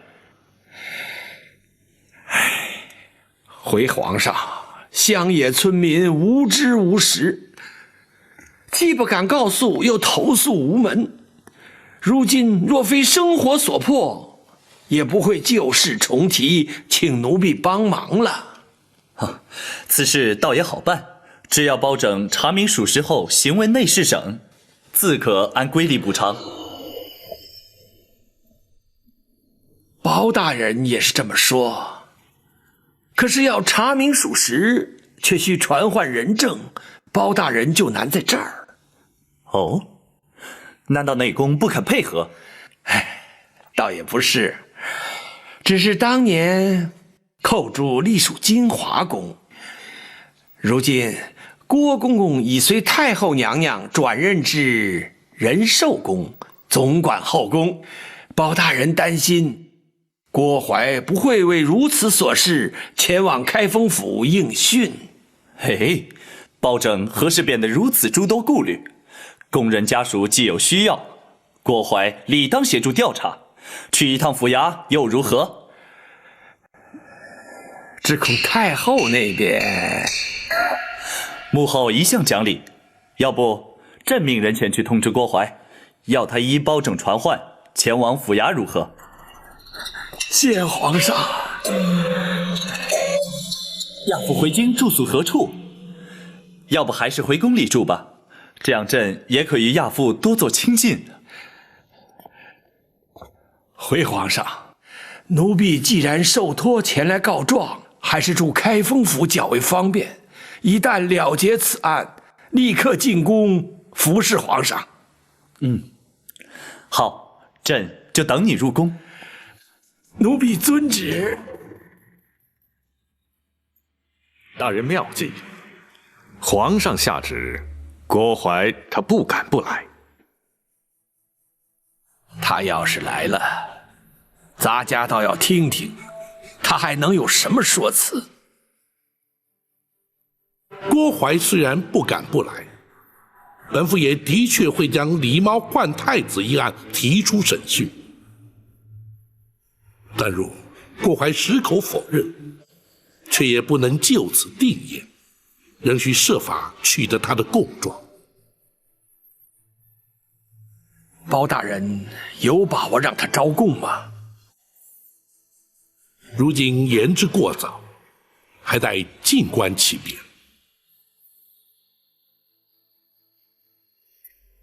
要你去开封府应讯，皇上怎会下这样的旨意？都是那陈琳使的小计，让皇上误以为只是让奴婢去做个见证。什么见证？证明寇珠当年乃是在宫中身亡。寇珠？娘娘放心，那陈琳只是假寄寇珠家属请求抚恤补偿之名，奴婢就成全他，交内侍省拨点银两就可以结案了。难道包拯不会利用此案牵扯出当年旧案吗？娘娘请放心，奴婢自有办法让他包拯白费心机。不，包拯人称青天有名的断案如神，你不能去冒险。哀家去见皇上，请他收回成命，免除你去开封府应讯。娘娘不可。有何不可？奴婢若是不去，那岂不显得心虚？包拯势必就会借机大做文章，借题发挥，甚至在皇上面前扯出旧案来，你反倒顺了他们的心意啊！倘若你去了，难保不会陷入包拯问案技巧，落入圈套的。娘娘，奴婢自会掌握分寸。一旦包拯提及狸猫换太子一事，奴婢就会矢口否认，任他包拯如何断案如神，也难从奴婢口中套出半句话。倘若他对你用刑，受刑不过，你必定还是会招供。娘娘，包拯他一向以清官自诩，而不耻于动辄滥用三目之刑的酷吏，奴婢相信他不会动刑的。若是他一反常态，真的用刑，你又当如何？他若是严刑逼供，奴婢事后也会翻供，依旧让他白忙一场。哀家还是难以安心。娘娘，奴婢去开封府应讯用不了多长时间。倘若娘娘还不能安心的话，这入夜之后，奴婢若是还没回宫，娘娘再去向包拯要人也不迟啊。好吧，你自己要当心。谢娘娘关心。既然是非去不可，就别让包拯小觑了你。带着后宫的卫队同去，也好壮壮声势。是。少时郭槐必是有备而来，要想从他口中取得供词，绝非易事。不知公孙先生有何看法？若非皇上下旨，郭槐必不肯前来。错过了这次机会，若想再传他，恐怕难上加难。若依学生之见，又在必要之时，大人不妨考虑用刑。不，用刑逼供乃是下之策。即便因此取得供证，也难以服人。再者，用刑腐烂，往往造成冤案。开封府乃是京畿要地，又岂可助长此风？大人，请恕学生直言。所谓通权达变，面对如郭淮之辈如此重大之案，若不用刑，恐怕无法让他俯首认罪，令案情真相大白。正因为郭淮并非一般的刁民恶吏，李茂换太子一案更非一般刑案，所以更要谨慎，稍有不慎，必生争议。轻则难以平反，重则动摇国本。公孙先生，你我必须绞尽脑汁，另谋良策，让那郭淮伏法认罪，而不能依仗三目之刑受人口实。是，学生明白。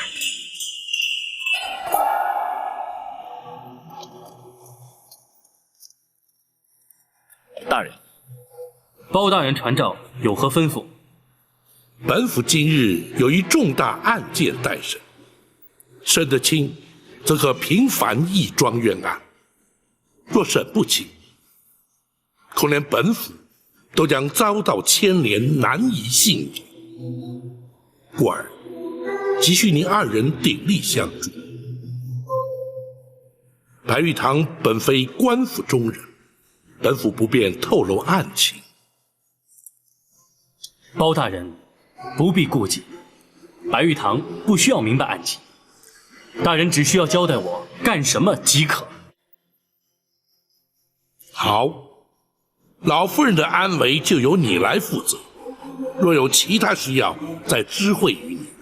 好，我现在就去。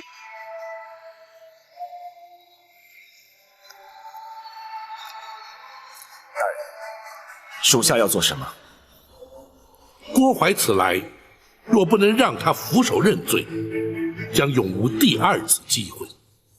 因而，一旦郭淮进府，本府必将问个水落石出，否则不会让他出府。属下明白。展护卫还要确保，在审讯期间不能有任何外人入府干扰。大人放心，属下保证将开封府变成铜墙铁壁，滴水不漏。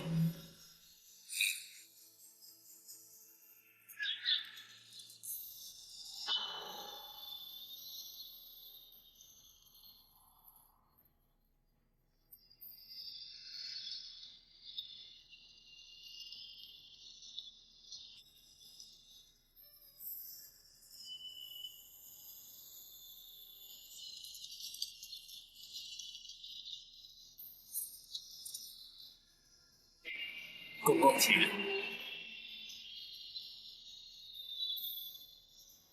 压轿。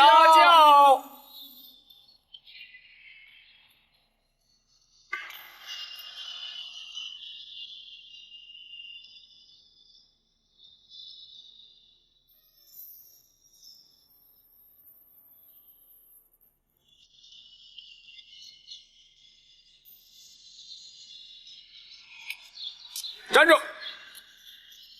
来者何人？咱家是后宫的郭总管，他们是后宫的卫队，你难道看不出来？请稍后，等待通报。岂有此理！咱家是奉圣旨而来，岂能在这里等什么通告？郭总管，久违了。展护卫。展护卫，郭总管奉旨而来，怎可怠慢？是，郭公公，请。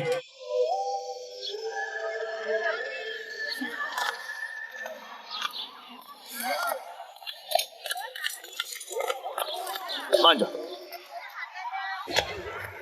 你们是干什么的？他们是后宫的卫队。包大人可曾传讯他们？他们是咱家的随行卫队。詹某明白了，原来公公奉旨而来，乃是传宣皇上旨意的。不，咱家是奉旨前来包大人的公堂应讯的。既是前来应讯，依府中规定不得有闲杂人等随行，还请郭公公包涵。你们就在外面等候公公吧。张护卫，后宫有后宫的规矩，衙门也有衙门的规矩。若是郭总管无人随行就不入府，詹某也不敢强人所难。请回吧。哼，咱家既然来了，岂有回宫之理？你们退下吧。是。郭总管，请。不敢。展会。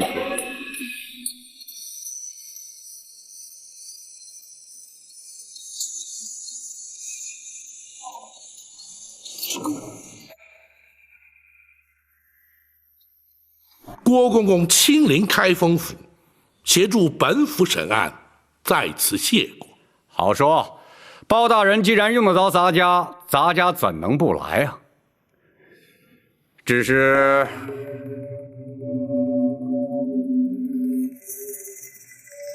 如何？陈公公为了一点小事就惊动圣上下旨，是不是有点小题大做了？郭公公言重了，咱家只是向皇上请安了。皇上问起为何进京，咱家岂敢隐瞒？至于皇上是否下旨，郭公公是否愿来，那就与咱家无关了。哼，你明知咱家若是不来，就是有抗旨之罪，又何必故作姿态呀？如今郭公公既然来了，又何必多做计较？再者，既是昔日工人家属来告，郭公公于情于理都该施以援手，助其脱困。不知郭公公以为然否？那是当然，咱家就是为此而来呀。本来就不该惊动皇上下旨啊。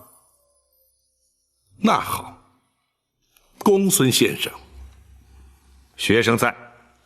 相关事政可曾齐备？回大人，都已经准备好了，就待大人升堂了。且慢，郭公公可有见教？包大人，虽然是20年前的旧案，咱家也会证明确有其事。只要开封府行文内侍省，咱家要他们拨款抚恤慰问家属，即可结案。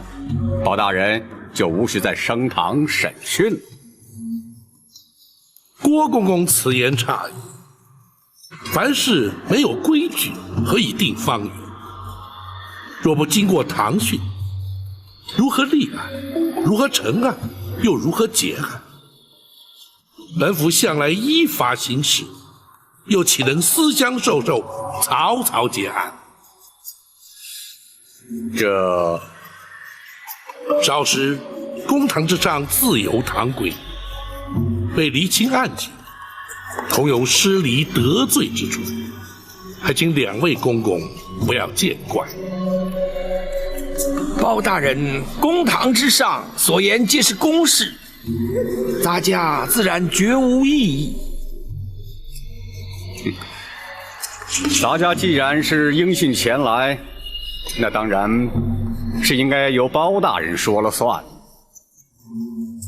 那好，既然如此，王朝马汉、张龙、赵虎在，传令升堂。是。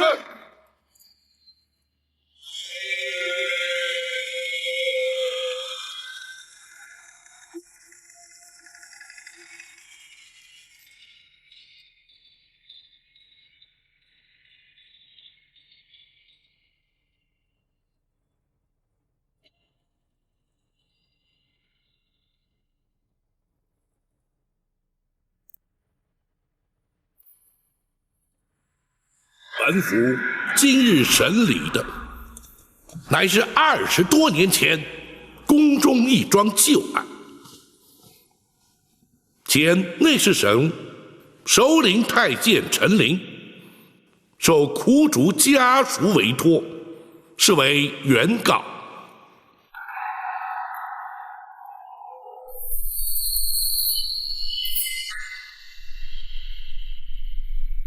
后宫太监总管郭槐列为被告。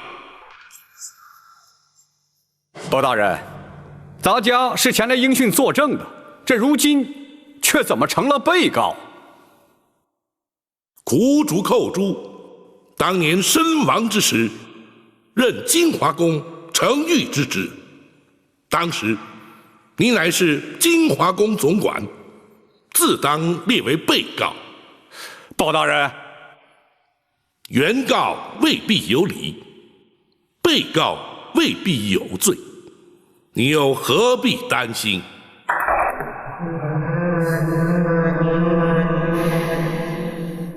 公堂之上，一问一答都有记录。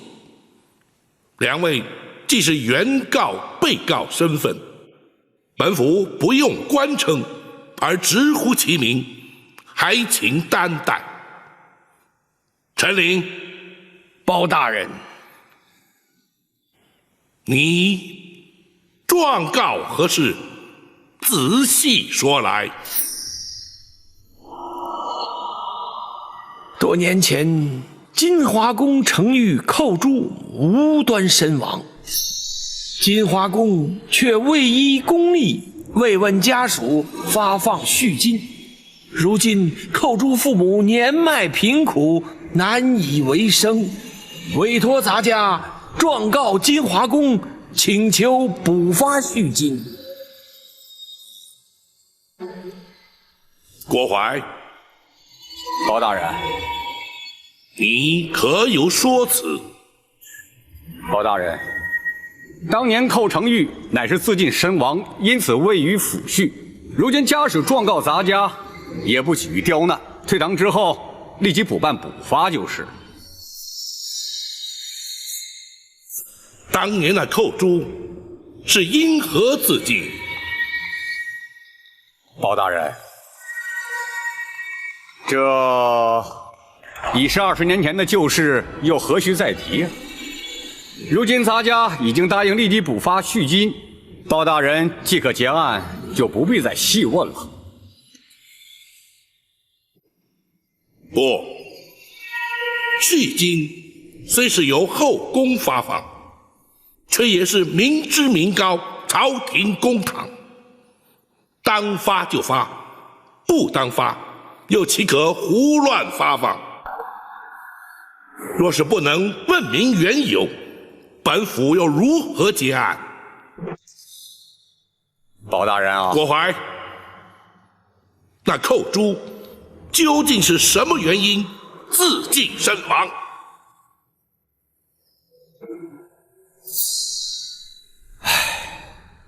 包大人啊，这些陈年旧事，咱家本不想再重提。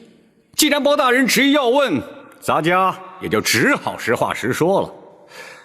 当年寇珠不耐宫中寂寞，思念家人，竟然逃出宫去，却被抓了回来。你这是干什么呀？啊！后宫戒备森严，你当真就以为能逃得出去吗？啊！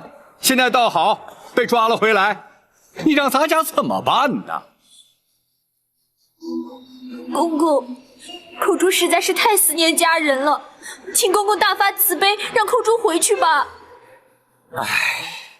宫门深似海，入得出不得，不到年迈退休，谁也休想离开，就连咱家也不例外。咱家就是想帮你，也帮不上啊。寇珠实在是不能再待在宫中了，否则一定会发疯的，请公公成全。虎珠啊，咱家实在是爱莫能助啊，你就尽量忍耐些吧。这2天，咱家也不怕你差事，你好好休息啊。这一回陶公知罪，咱家也不再追究。你要好自为之啊。公公，寇主已经不能再忍了。公公如果不帮我离开，你打算如何？我就不活了。哎呀，寇主啊！可怜呐，一条年轻轻的生命就这样香消玉殒了。咱家实在是不想再提呀。郭槐，你简直是信口雌黄！陈琳，本府问案，不得任意开口。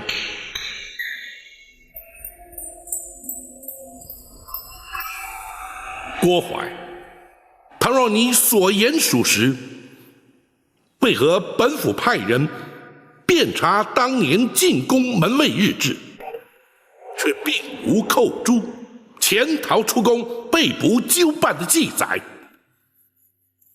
包大人查了门卫日志，本府审案之前当然要查。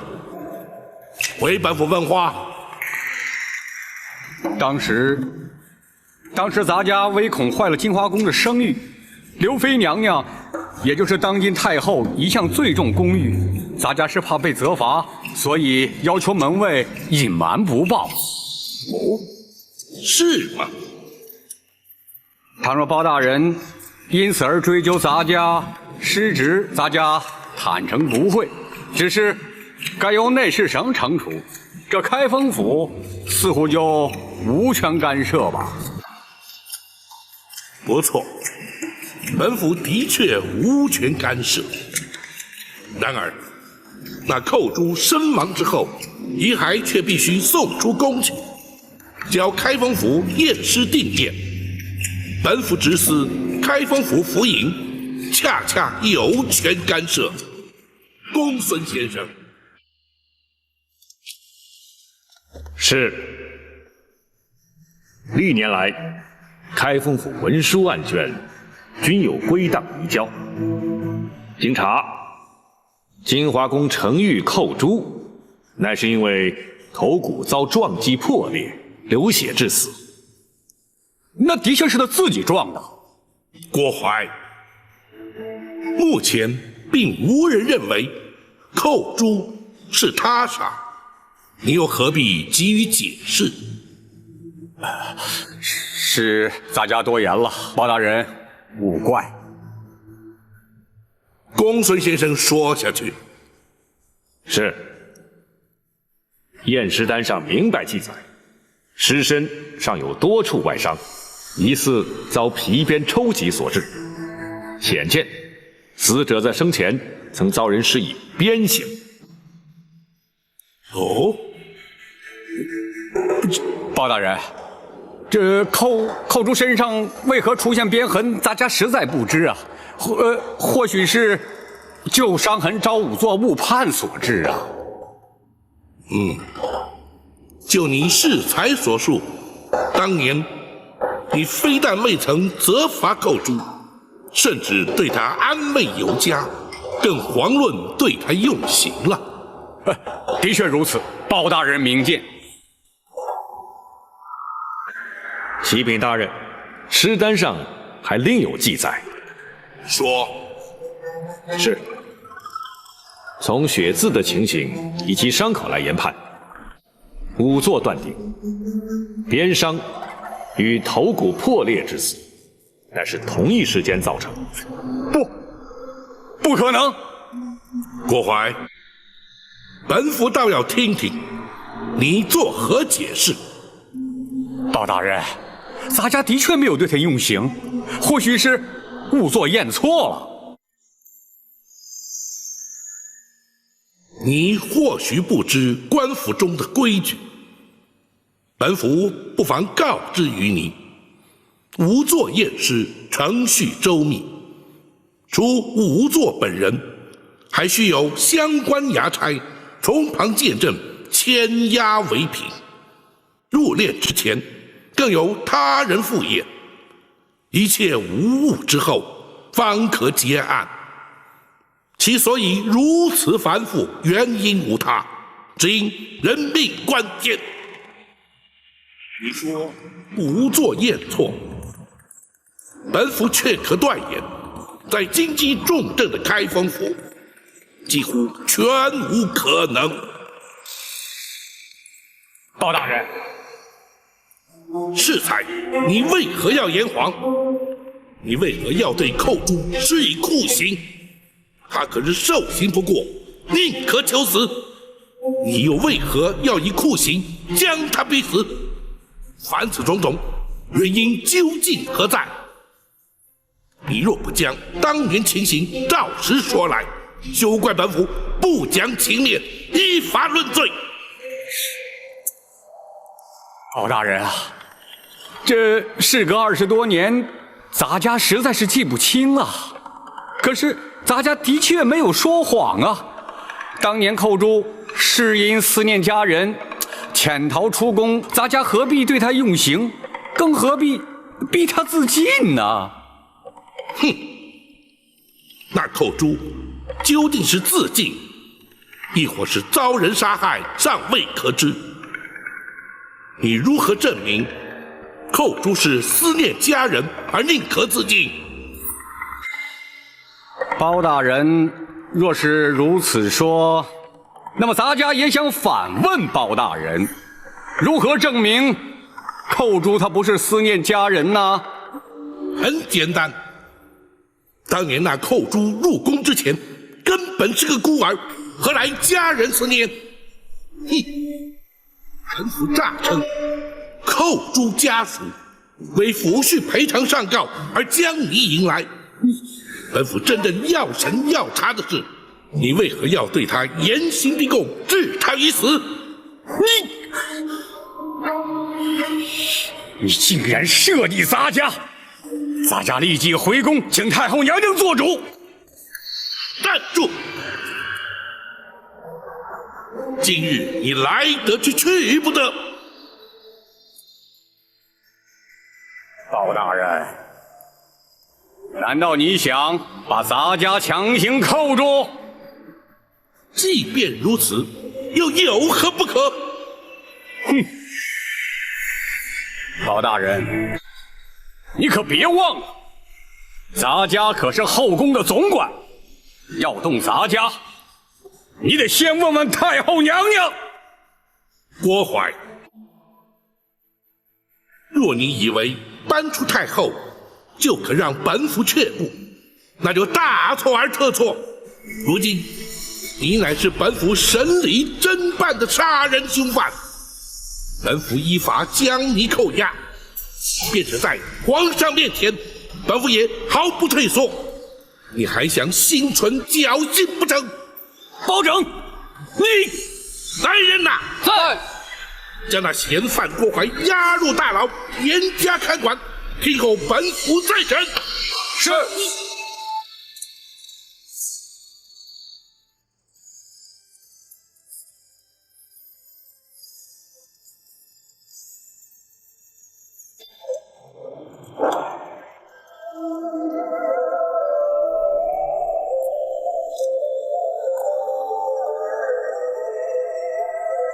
郭槐郭总管应包大人之邀，留在府衙继续聆讯。你们可以先回去了。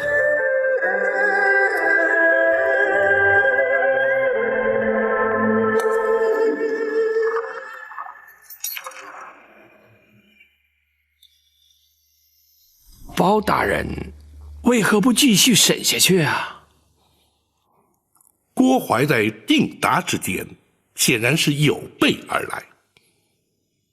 关于寇珠自尽身亡一事，更是早已设下说辞，可见此人刁钻沉稳，兼而有之。若是逼问狸猫换太子一案，必定无功而返。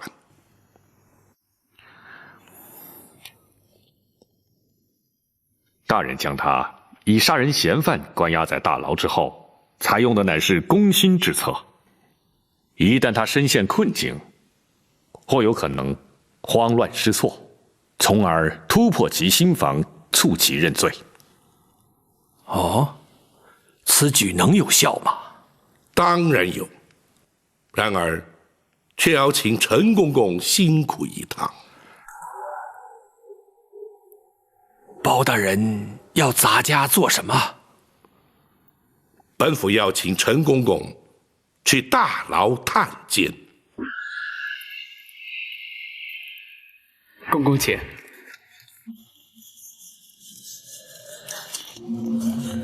嫌犯就关在这儿。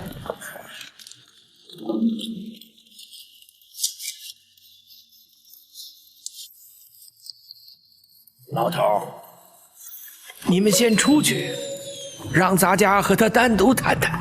是。走吧。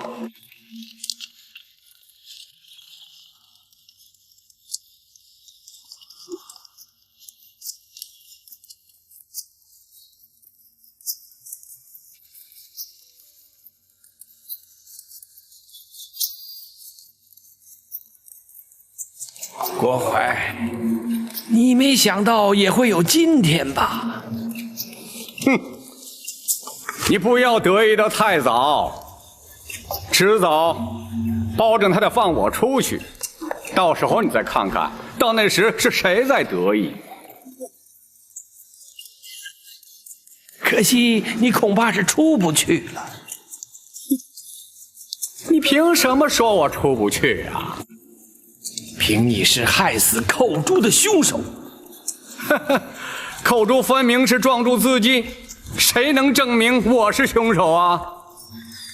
如果你不把他自尽的真正原因说出来，谁又会相信你？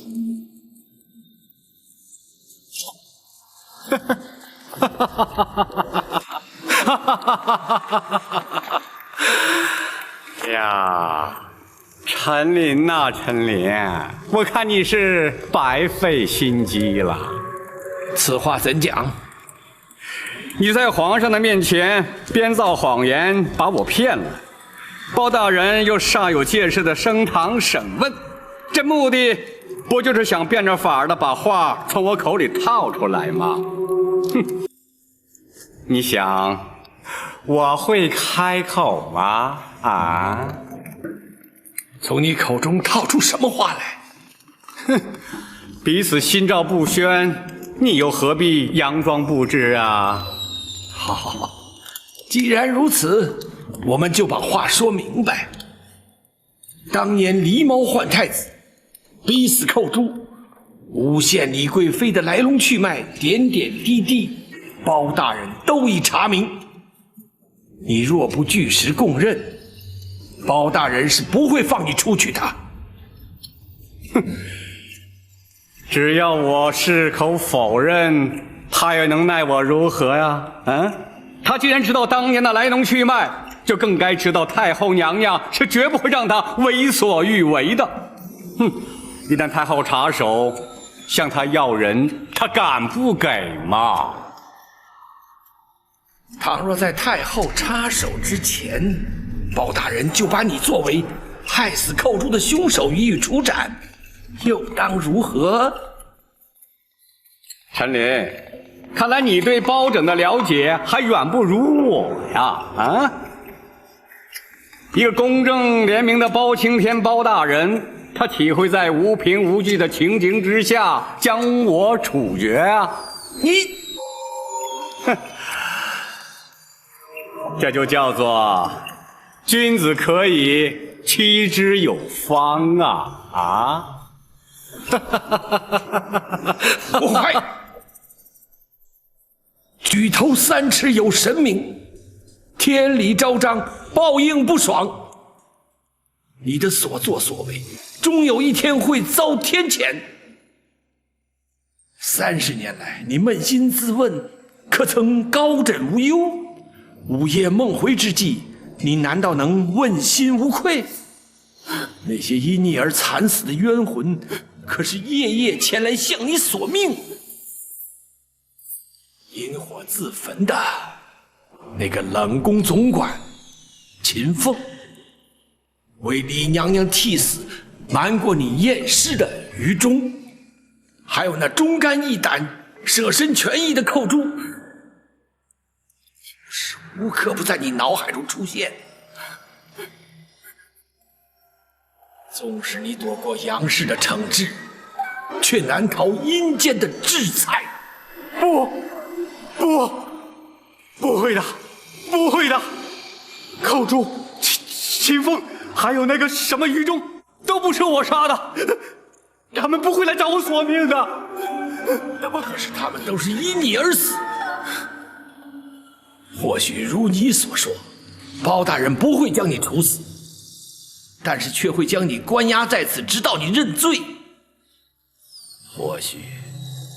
或许在这暗无天日的牢房里，那些冤魂就会来找你索命。保证他关不了多久，只要入夜之后我还没有回宫，太后娘娘就会降旨要人的。那就要看你的造化了。回来，你给我回来！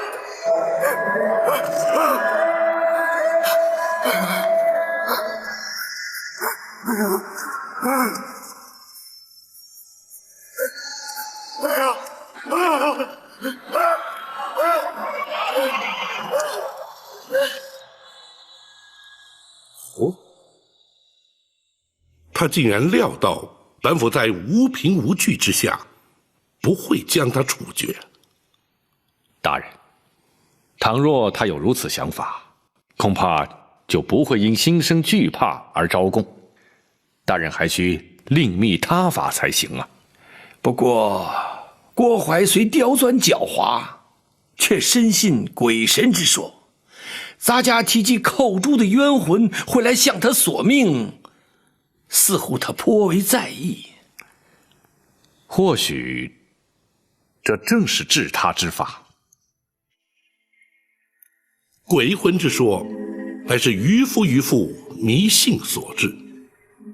那郭淮怎会相信若此啊？大人，举凡心胸坦荡、行为端正之人，纵使信那鬼神之说也无妨。诚如圣人所云：“敬鬼神而远之。”反之，若是心术不正、伤天害理之辈，自然就会心生畏惧了。包大人，郭淮所言，他入夜未返，刘太后便会降旨要人，这不得不防啊。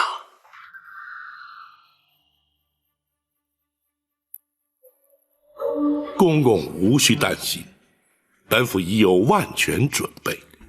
哦，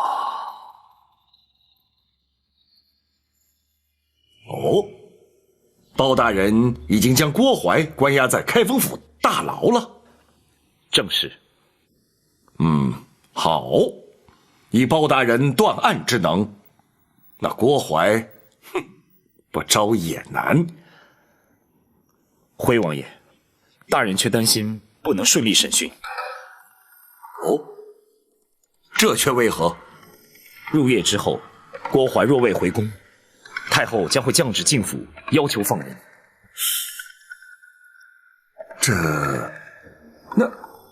如此一来，岂非前功尽弃了吗？故而大人命展昭前来，请王爷务必亲往开封府走一趟。包大人要本王去？大人说，若要对抗太后遗旨，非八王爷亲临不可。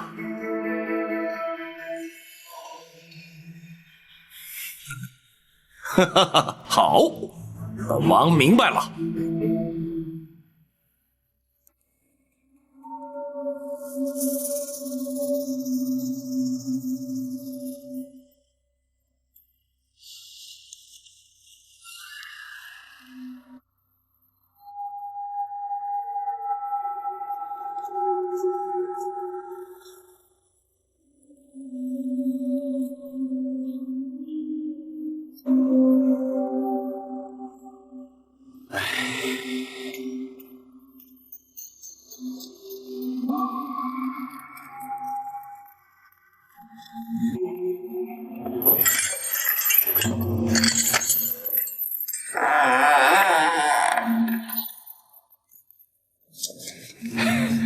陆公公，请用点酒菜。哦，你们开封府大牢竟然会准备这么丰富的酒菜给犯人？不，这是小的特意准备孝敬公公您的。你为什么这么做呀？小的在这儿任职多年，一直没有机会升迁。小的相信公公您很快就会放出去的，还请公公多多提拔。那是啊，天黑以后，咱家自然会出去。哎，我说，现在是什么时辰了？天黑没多久。公公，请。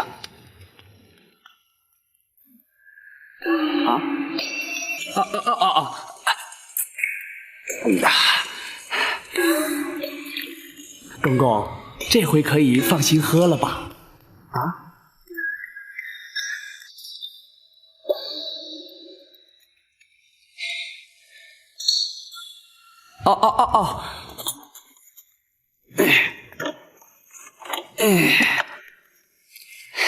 公公，好，咱家记得你了。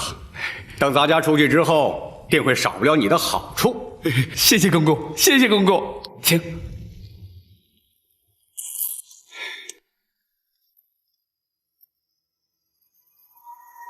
娘娘。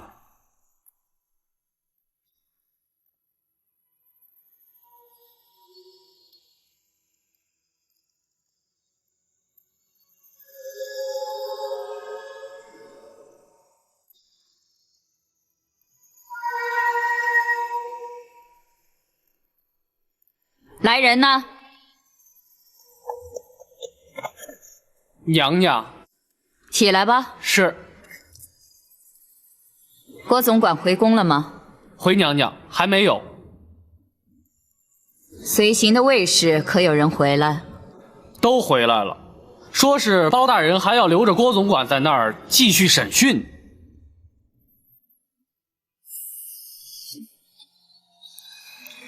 这包拯他真敢！去开封府传哀家的懿旨，要他们立刻放人。遵旨。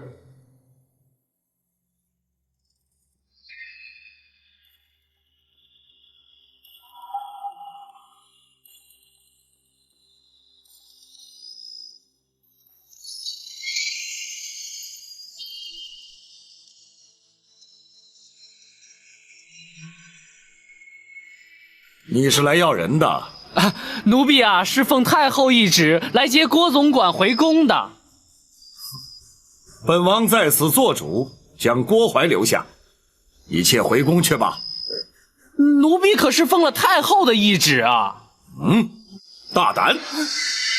这奴才竟然顶撞本王！奴婢不敢，只是回去接不回郭总管，无法向太后交旨啊。好，本王就让你回去有个交代。展护卫，先皇御赐金简在此，所到之处，有容先皇亲临。万岁万岁万万岁！本王在此待先皇降诏，郭槐留在开封府听审，不得阻挠。奴婢遵旨。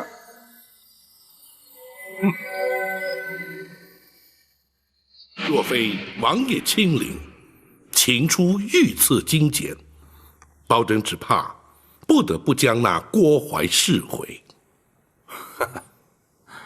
包大人总算有用得着本王的时候了。包拯不敢。刘太后必定不肯善罢甘休，甚至会惊动皇上。嗨，不妨事。本王就留在这开封府，直到包大人取得郭槐的供状。多谢王爷。不，这是朝廷的大事，也是我赵氏家族的大事。本王又岂能置身于事外呢？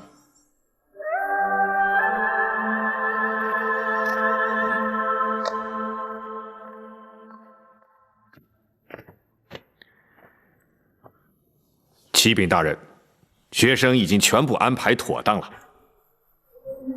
好，请王爷与陈公公在厅中稍坐，保准这便就取那郭淮的供状。包大人打算？王爷，包大人打算夜审郭淮。哦。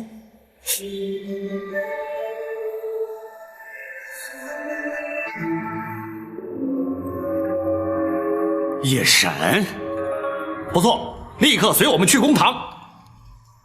哼，包拯是怕太后娘娘派人把咱家接回去，所以才急着夜审。你别做梦了，后宫派来的人已经被请回去了，你没指望了。那为什么要夜审啊？难道郭公公就没有听说过吗？包大人日审阳，夜断阴。哼，那是市井传说。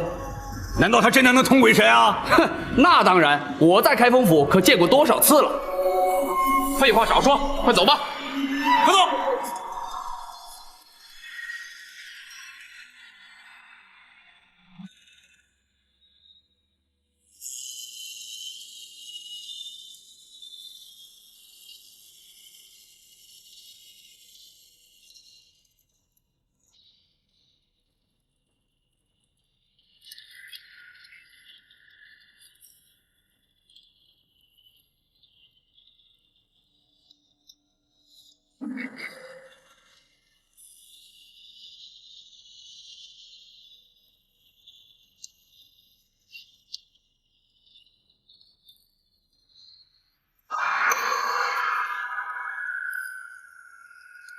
郭淮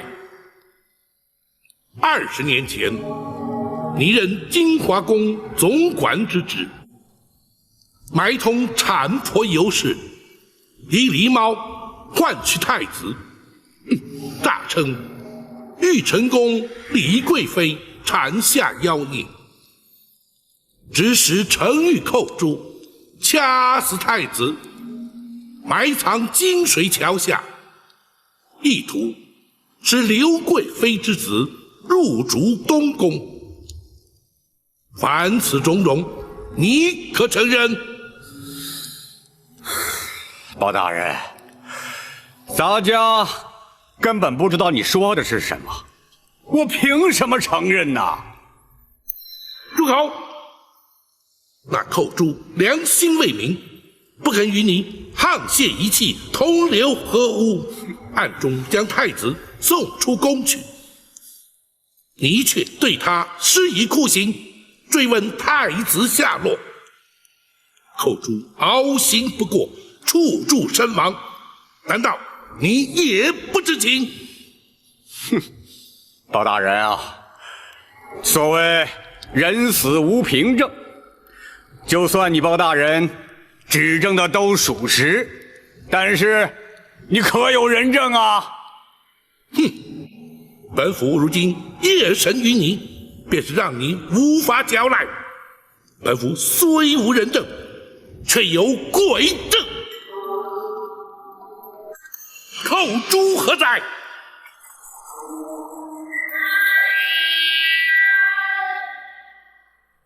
冤魂寇诛，叩见包大人。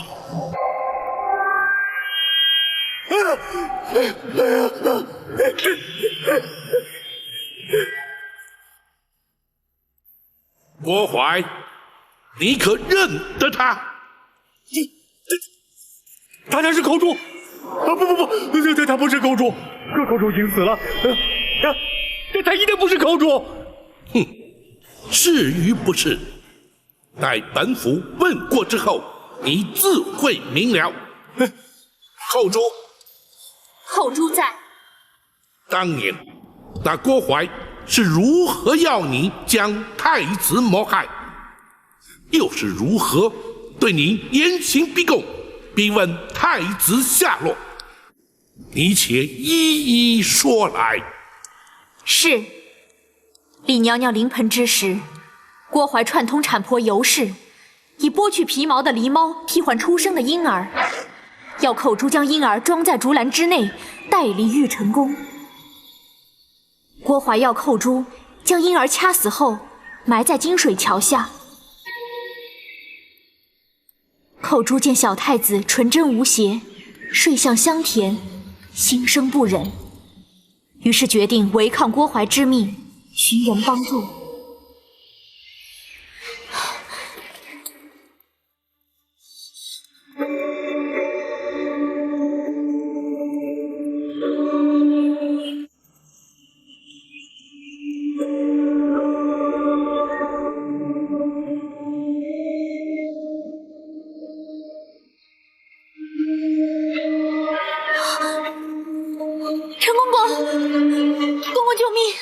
寇珠，当时你可是将小太子交于陈琳带出宫去？是。寇珠向郭槐谎称已听命将婴儿埋葬，郭槐没有怀疑，并未追究。郭槐，你可有话说？是，他一定是听陈琳说的，他才真的不是寇珠啊！陈琳向他来作伪证的啊！你且继续听下去。寇珠，既然那郭槐并未追究，却又为何在对你施以酷刑，追问小婴儿的下落？回报大人，李娘娘被打入冷宫之后，寇珠明知她是遭郭槐陷害，却不敢明说，更不敢透露小太子的情形。你为何不说？寇珠唯恐说出实情，小太子假死，会被郭槐发现。你说下去。寇珠只能偷入冷宫，对李娘娘言语安慰，谁知竟被郭槐得知。寇珠虽搪塞其词，郭槐却对小太子之事起了疑心。然后呢？郭槐逼问尸骸埋藏之处，寇珠只得胡乱指点。郭槐竟派人将金水桥下遍地挖掘，遍寻不着之后，便对寇珠严刑逼问。寇珠谎称慌乱之中记忆不清，郭槐不予置信，继续用刑。寇珠唯恐受刑不过，说出太子下落，只得撞柱身亡，以死明志，让他们误认寇珠所言事实。这件事情，你怎么会知道啊？你抽在我身上的鞭痕犹在，我撞柱身亡的血迹未干。你虽然派人刷洗金华宫的殿柱，却洗不尽你心中的梦魇。如今，寇珠要借包大人夜审阴司之辩，向你索命，以解我20多年的心头之恨。郭槐，还我命来！别过来！别过来啊！还我命来！郭槐，包大人啊！寇珠，阴阳末路，人鬼殊途，你不可接近生人。包大人，寇珠要将郭槐带到阴间，交由阎王处置。不，那郭槐既在人世，就该有阳间的律法制裁。郭槐，包大人，你可先不让他过来呀！制裁寇珠所言，你可认罪？认，我承认呐，可那些事情都是刘娘娘的主意啊。是否如此？本府自会追查。既然你已认罪，公孙先生，学生在，让他画押。是。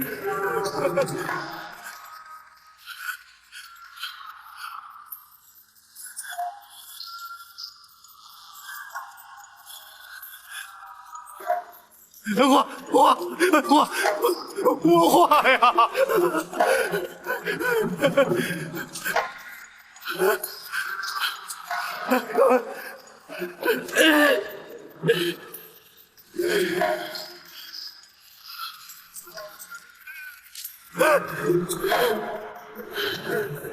来人呐！在！将郭淮还押大牢，听候宣判。是。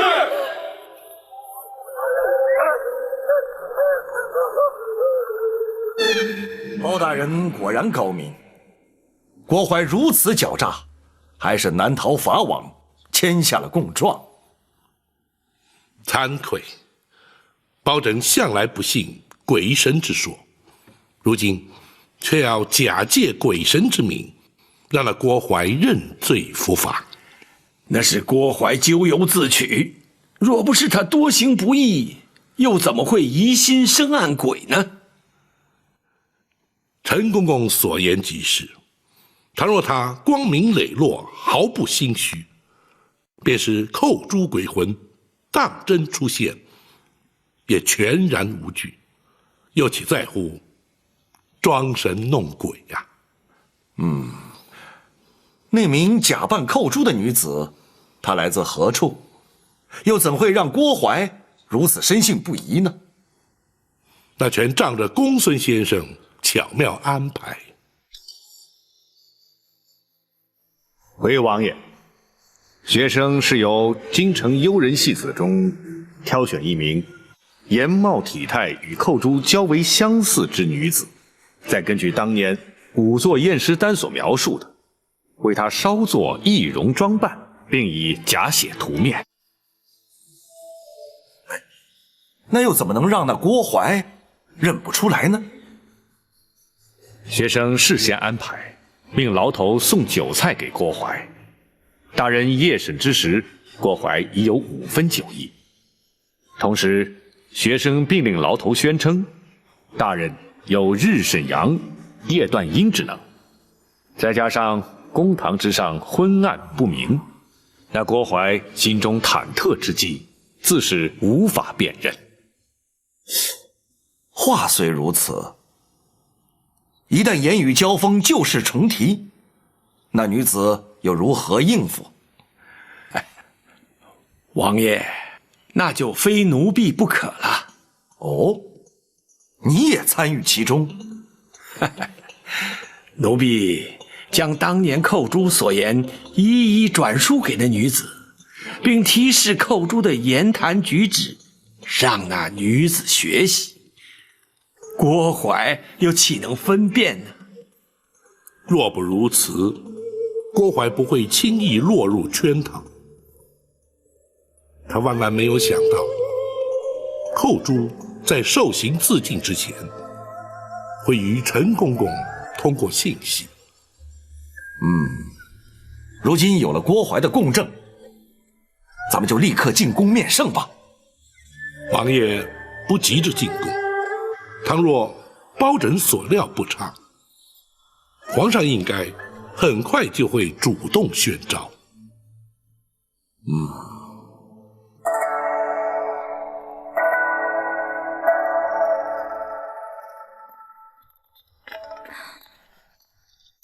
母后，皇上来了。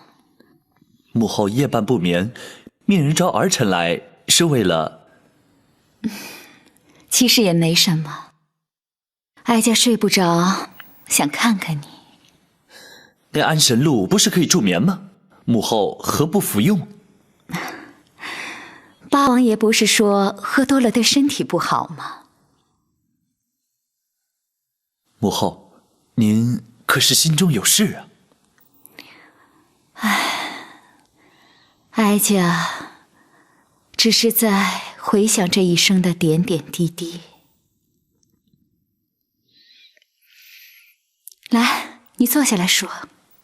是。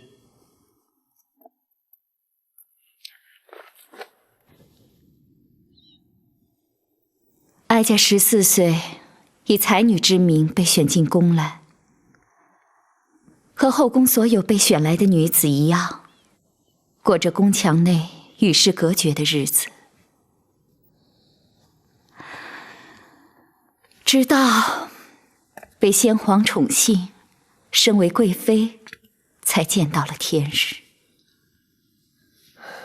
后宫佳丽3000，其实却耽误了多少女子的青春啊！不仅如此，在后宫争宠是时有所闻的事，彼此勾心斗角，貌合神离。只有一个人和哀家情同姐妹，相互扶持，可是他却被打入了冷宫。母后说的可是那位葬身火窟的李贵妃？你知道她？她就是幼年时儿臣误闯冷宫遇见的那位。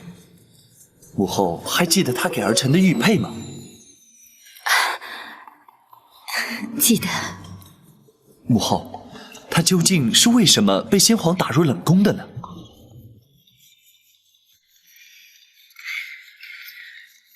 这，在后宫，一旦失宠，可以有千百种的理由。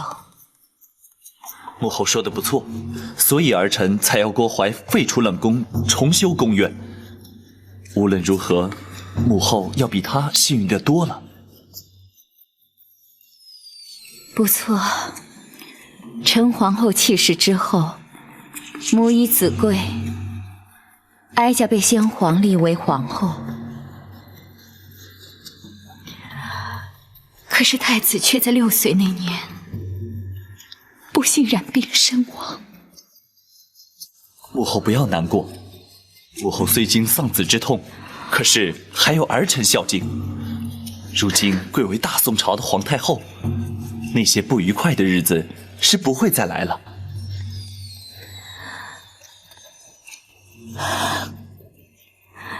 可是哀家毕竟不是皇上的生身之母，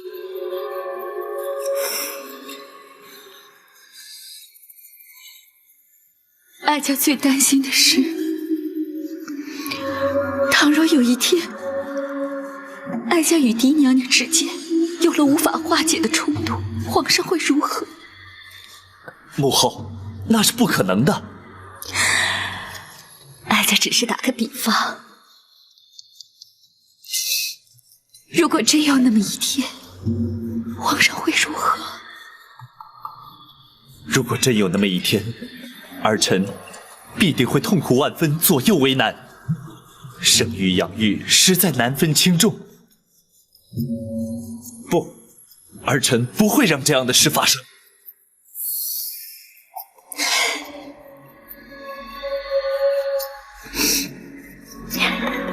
有皇上这句话，哀家心里也就舒坦多了，至少不会一个人在这儿胡思乱想。郭槐为什么不在宫中伺候母后？不提也罢。怎么？他还在开封府接受包大人的审讯呢。哦，包拯怎么会留他到半夜？可曾派人去询问？没有用的，连哀家下旨要开封府放人，都被打了回来。什么？包拯竟敢抗旨？倒不是包大人抗旨，而是八王爷。父王？父王去开封府干嘛？八王爷不但在开封府，而且以先皇御赐金简挡回了哀家的旨意。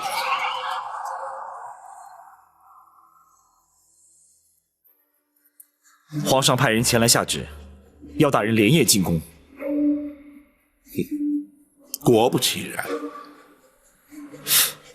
展护卫，皇上只宣包大人一人进宫。回王爷，正是。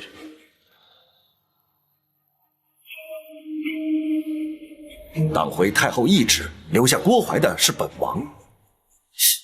皇上为何不宣本王和包大人一同进宫呢？想必是皇上不便与王爷父子相争。召包拯进宫，皇上才好问明实情。王爷，包拯此去，会将此案实情禀奏皇上，不知王爷是否同意？也罢，是该到了让他明白真相的时候了。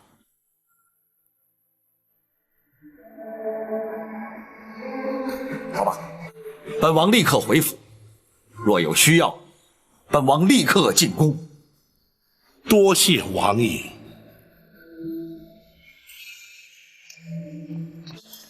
什么？郭槐招供了？是，包拯已将他关押大牢，娘娘的冤屈已经可以确定获得平反。好，这一天终于来了。伯亲，臣在。哀家什么时候能够见到皇上？臣奉旨连夜进宫，会将全案实情向皇上禀明。娘娘，请等候包拯回禀。哀家就等你回来。娘娘今夜尚未诊治，请容学生为娘娘施针。好，好。来，娘娘小心。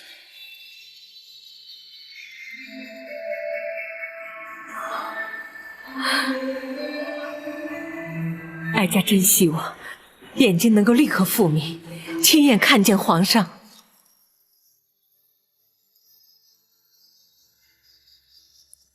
究竟是怎么回事？郭槐去开封府只是作证，你为何不让他回宫？回皇上，郭槐设计一桩重大阴谋，犯下重大刑案，臣乃是依法关押。哼，岂有此理！无论他犯下何等重罪，太后遗旨既已下达开封府，你怎敢抗旨不遵，拒不放人？甚至还要父王请出先皇的御赐金简。皇上可知，八王爷从不干涉朝政，亦不曾插手任何案件。先皇御赐金简，更从未请出动用。朕当然知道，能让八王爷请出御赐金简，绝非一般刑案。更何况，此案还与八王爷自身有关。什么？与父王有关？郭槐所涉之案，关乎后宫争斗、皇室秘辛，故而八王爷必须出面，包拯不敢放人。竟有此事！郭槐供状在此，请皇上御览。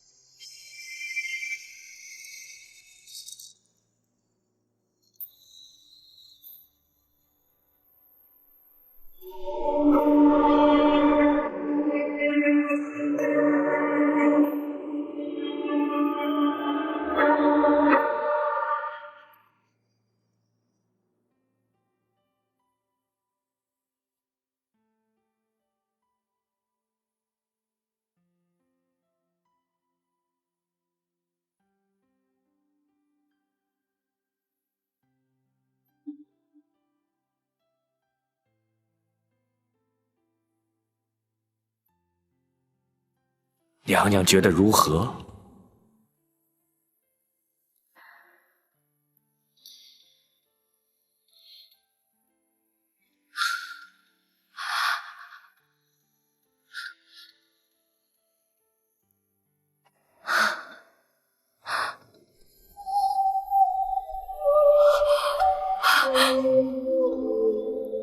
我看见了，我看见了。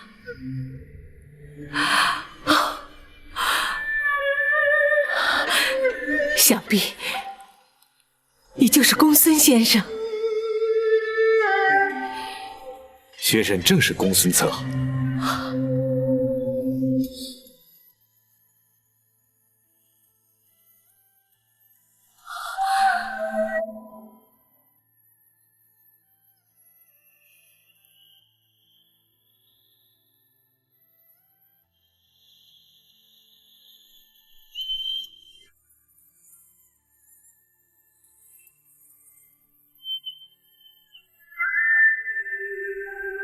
想必你就是展护卫。恭喜娘娘双目复明。公孙先生的医术可真称得上是华佗在世啊！不敢当娘娘谬赞。娘娘双目出狱，还请尽早安歇吧。不，哀家要等包大人回来，哀家要立刻进宫去见皇上。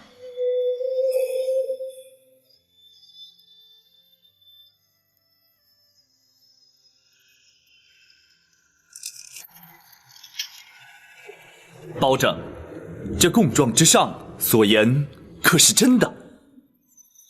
回皇上，千真万确。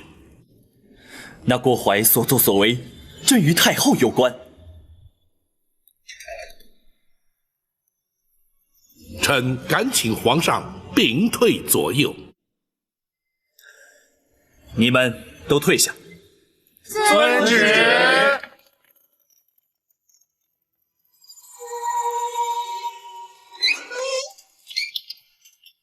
你说，回皇上，当年狸猫换太子一案，太后便是主谋。放肆！你竟敢在朕面前污蔑太后！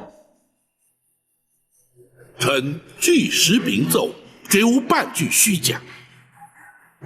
当年，太后与丽仪贵妃同怀龙种，先皇许诺，生下太子便册立为皇后，为图大位，太后方才出此下策。否则，那郭淮不过是一名太监阉人，又怎敢犯下如此大逆不道、惊天动地之案？那金华宫程昱寇诛，因此状注自尽了。正是。郭淮当堂画押，坦诚罪状，此案已成定案。然而，在这供状之中，并未提及寇诛他舍命救出的婴儿，下落何方啊？回皇上，寇诛将婴儿交给了陈陵陈公公，藏在宫盒之内，夹带出了后宫。啊，然后呢？这难道那婴儿未能逃过此劫？不，婴儿安然无恙，被送进了南清宫八王爷府。什么？那如今婴儿安在？八王爷以皇子之名，将婴儿留在王府之内抚养。且慢，算起来那婴儿与朕同庚，朕只有长兄，并无幼弟，何来以皇子之名留在府中抚养之说？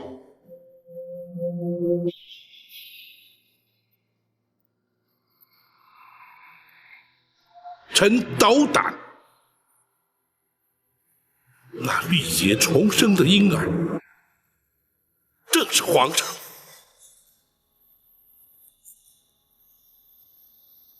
你说什么？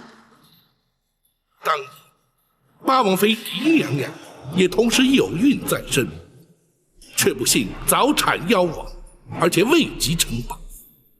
八王爷深知此案兹事体大，为掩人耳目，才假称皇上是狄娘娘所生。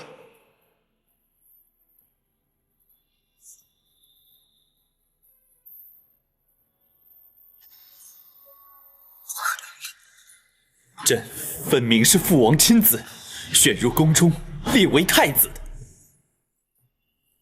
包拯，此事非同小可，你不可胡言乱语。臣绝不敢胡言。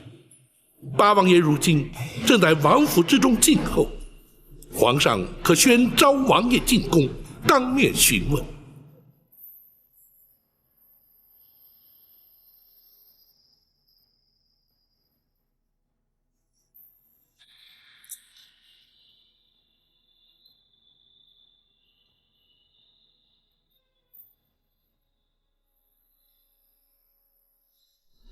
如此说来，朕幼年之时在冷宫遇见的那位娘娘，竟然是朕的生母。正是玉成宫李贵妃。她是在冷宫失火之时葬身火窟的。不，是先皇下旨赐死。她已被打入冷宫，为何还要将她赐死？当年，娘娘与皇上巧遇之后，八王爷命陈琳将皇上身世告知娘娘。自此，娘娘夜夜焚香，为皇上祈福。谁知却被郭槐得知，而刘太后更借此向先皇诬告。诬告什么？诬告李贵妃以邪术诅咒先皇，先皇大为震怒，于是下旨赐死。啊，你是说她是因太后而死？皇上，刘娘娘是为了斩草除根，永绝后患。然而，吉人自有天相，李娘娘必死，而却未死。此话怎讲？陈琳奉旨赐死，不忍执行。太监于忠舍命权中，自请替死。冷宫总管秦凤自焚灭迹，瞒过郭槐，娘娘方得死里逃生，远离京城。她如今人在何处？皇上可还记得包拯那位失散多年的远房表亲？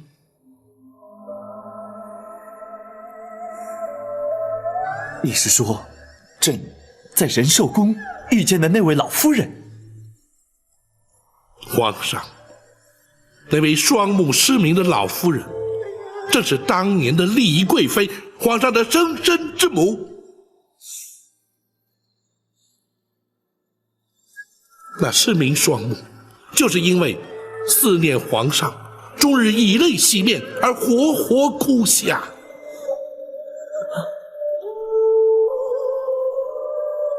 如今，皇上对当年狸猫换太子一案的前因后果均已明了，臣恳请皇上下旨，追究刘娘娘之罪，引李娘娘进宫。包拯，你……李娘娘如今正在府衙之中翘首等候包拯回禀。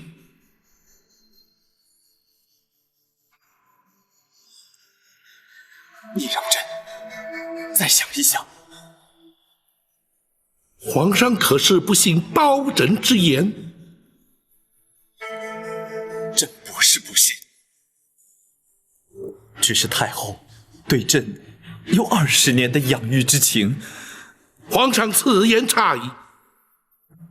刘娘娘虽对皇上有多年养育之情，李娘娘却对皇上有10夜怀胎之恩。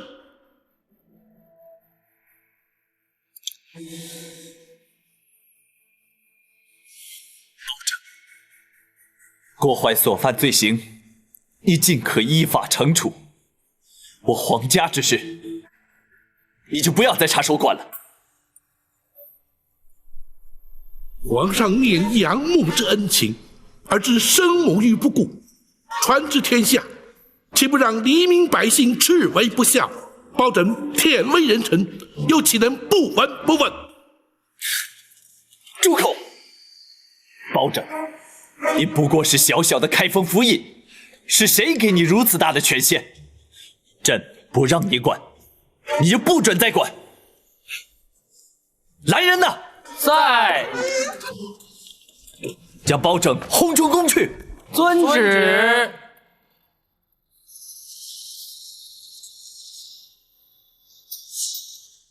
皇上将你赶出宫来，包拯惭愧，未能劝谏皇上，立即引李娘娘进宫。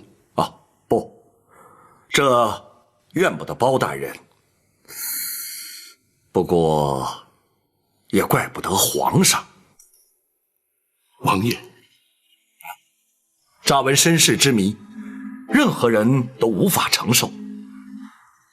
给皇上一点时间，他会想明白的。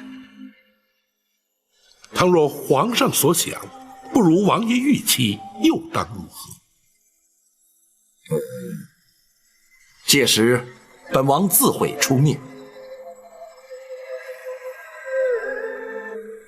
如今却难在如何面对李娘娘了。谁也无法面对，只有包大人委屈担待了。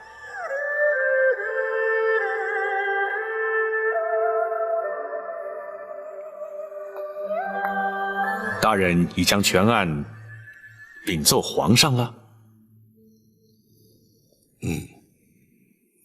郭槐可由本府依法处断。啊，那太后和李娘娘呢？詹护卫在。如今郭槐已被关押，娘娘的安全也已无虞，就让白玉堂先回陷空岛。他毕竟是个江湖人，不让他知道此案的内情比较好些。大人要他戴罪立功，为何不带他进宫面圣？暂且不要，待此案所引起的余波平静之后再议。是。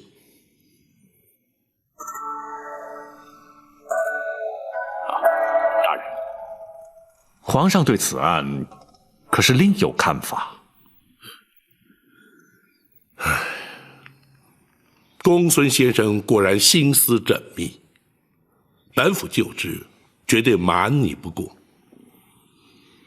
皇上的确对是否追究太后之罪，是否立刻引李娘娘进宫，尚有所犹疑。皇上怎可如此？既然已知娘娘身份，就该立刻接她进宫，善尽人子之道。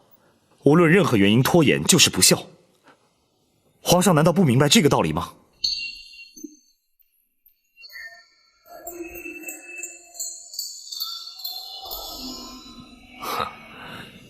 或许对皇上而言，生育养育同等重要，而难以取舍。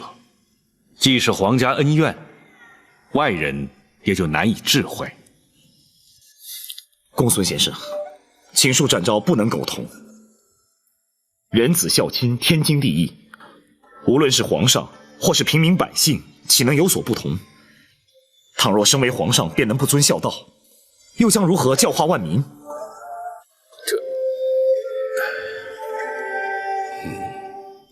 展护卫言之有理，本府定会向皇上据理力谏。然而，此刻却必须向娘娘回禀，倒让本府颇觉无奈。可怜李娘娘，方为双目复明而喜，如今却要什么？娘娘双目复明了？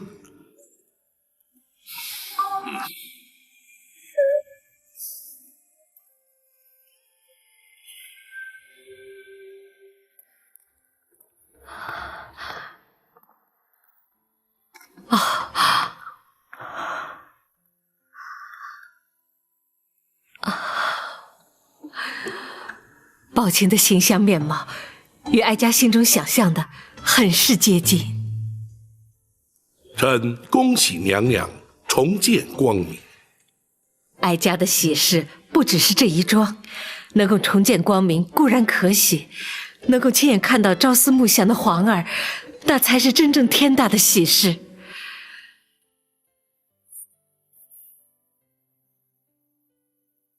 宝卿，臣在。哀家何时能够见到皇儿？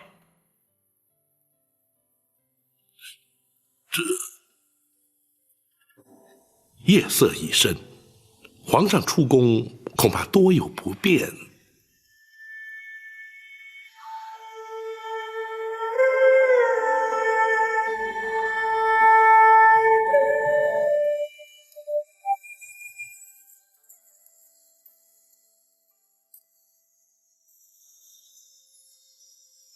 那好，既然皇上不便出宫，那你带哀家进宫如何？娘娘还是等到天明之后。宝卿，你素称刚直耿介，不善言谎，哀家要你照实说，可是皇上不肯认我。不，皇上绝无此意，娘娘万勿误会。既然皇上肯认我，以人之常情，他就该立刻前来见我，为何还要拖延？娘娘，皇上从来没对自己的身世怀疑过，如今突然发现真相竟是如此，必定会矛盾不安，所以……好了，公孙先生，你不必安慰哀家，哀家心中明白。哀家已经累了，你们都回去歇着吧。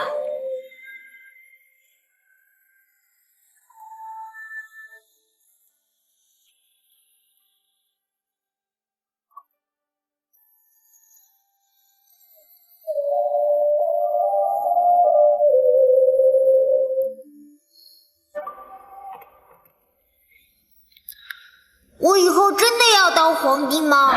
我可不可以不要做皇帝啊？不可以。不过你可以选择做个好皇帝呀。怎么才能做个好皇帝呢？要仁慈，要孝顺。仁孝这2个字如果做到了，就会是个好皇帝。我是个好皇帝吗？哎，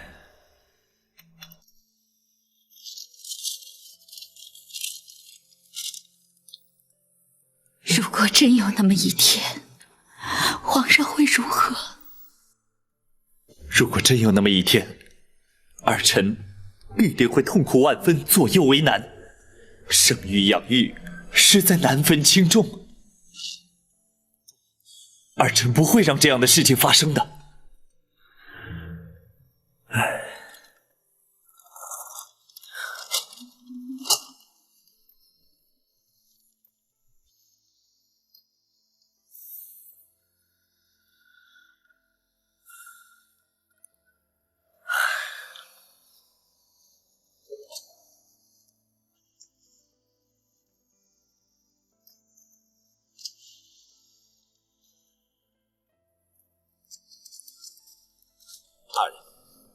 白玉堂回去了，属下要他回献空岛等候通知。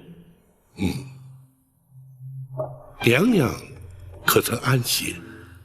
没有，娘娘枯坐房中，不言不动。唉，难为她了。大人，展昭有一言，不吐不快。你说。娘娘历经千辛万苦，忍受无比煎熬，如今总算可以平反，皇上却多有顾忌。展昭想尽娘娘心中之苦，已忍无可忍。展护卫，公孙先生，本府要听展护卫说下去。展护卫若是不忍，又当如何？倘若展昭人在江湖，必定立刻闯入进宫，将皇上带来府衙，要他当面向娘娘谢罪。然而，展护卫如今却不在江湖。请恕展昭之言，倘若皇上如此不通人情，不分黑白，展昭这御前4品带刀护卫不做也罢。展护卫千万不可！展护卫，说得好，大人。展昭果然不愧为展昭，毕竟不同于一般。慢说展护卫心生不平，便是本府也绝不做事。明日一早，本府就进宫面圣。倘若皇上不肯听谏，这开封府府尹之职，本府也绝不眷恋。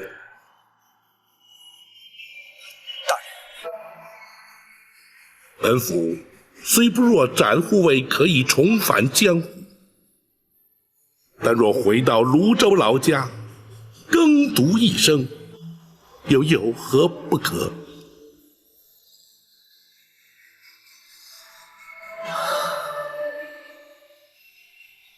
大人，兹事体大，还请大人三思。公孙先生，我辈读书之人，入世所谓何来？若不能分清黑白，据理力争，又如何整生民于水火，解百姓于倒悬？今日不能为娘娘平反，明日又如何为百姓洗冤？与其谈高官厚禄，而唯唯诺诺，尸位素餐，我宁求公理正义，而轰轰烈烈青史留名。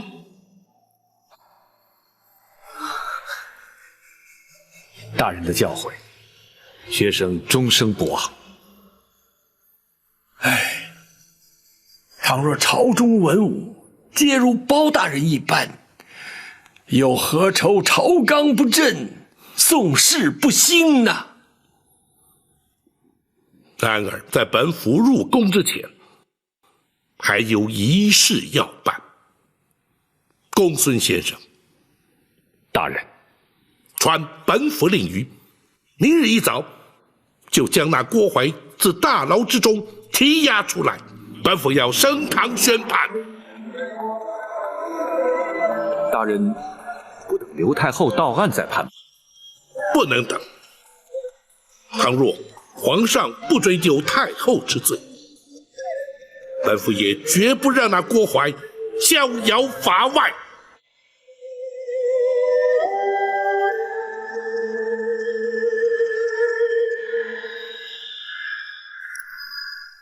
堂下听判。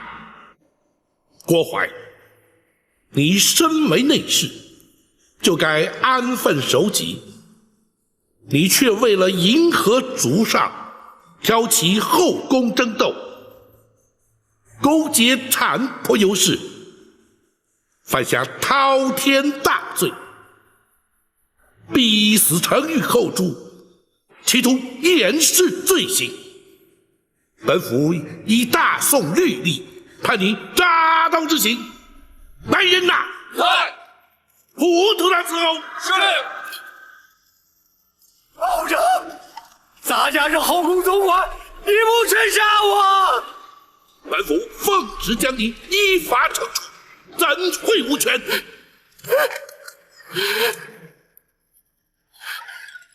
开！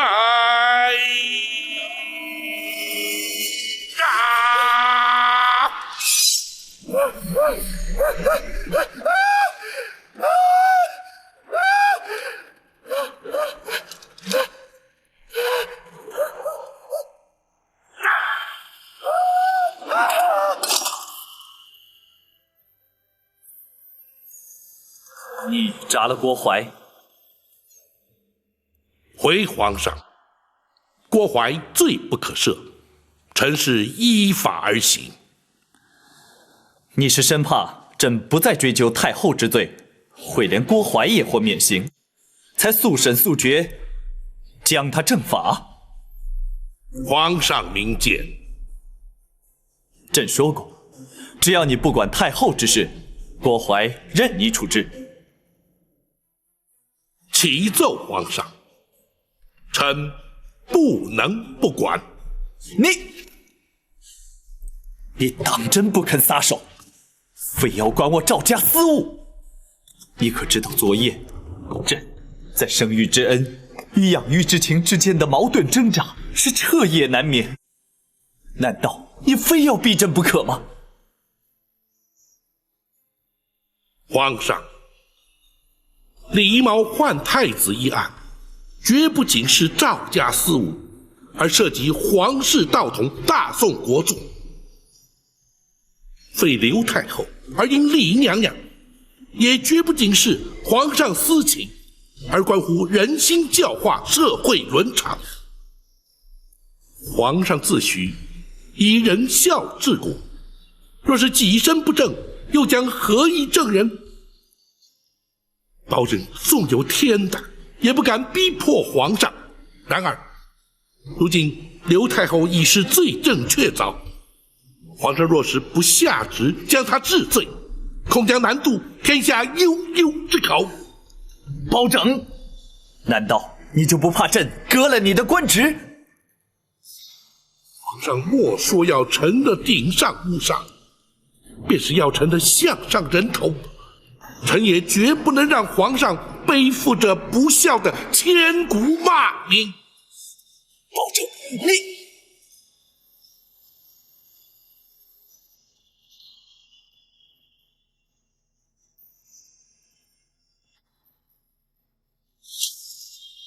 郭槐全招供了。除此之外，朕也已知道，那位双目失明的老夫人，就是当年冷宫的李贵妃，也就是朕的生母。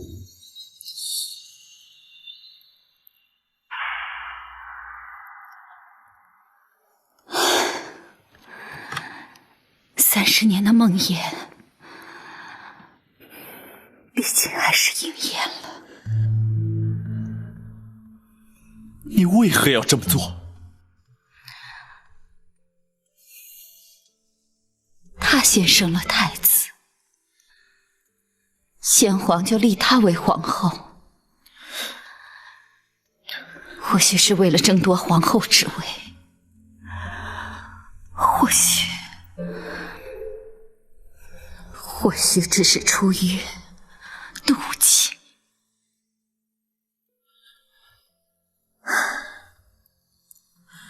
她是你在宫中唯一情同姐妹、互相扶持之人，你为何要妒忌于她？勾心斗角、争权夺利，在后宫不足为奇。眼里看的是这些，学的也是这些。你是皇帝，永远也无法明白权势有多重要。朕的确不明白，可是朕却明白做人之理。若不能诚心诚意与人交往，若终日必须尔虞我诈，纵有权势又有何用呢？就因你当初一念之贪，夺去了多少条性命？20年来，一直把你视为身生之母，如今你却让朕陷入天人交战的两难之境。你要朕如何抉择？你又将如何自处啊？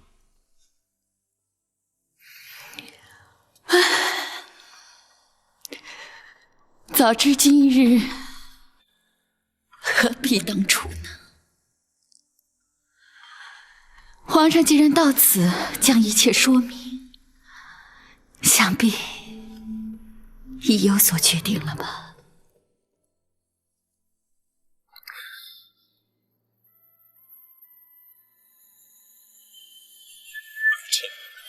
谢母后20年的养育之恩。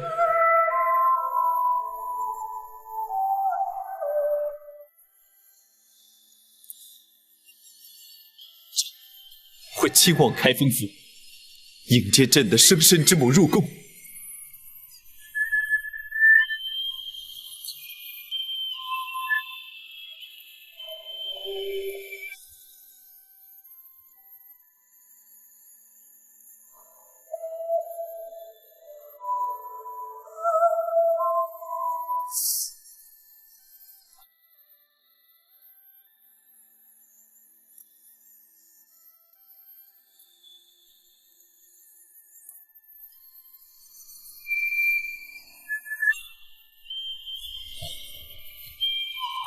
皇上，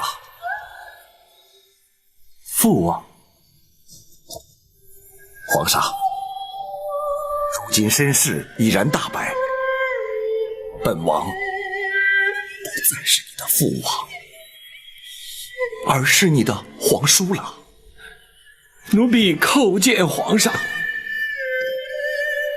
亚父请起。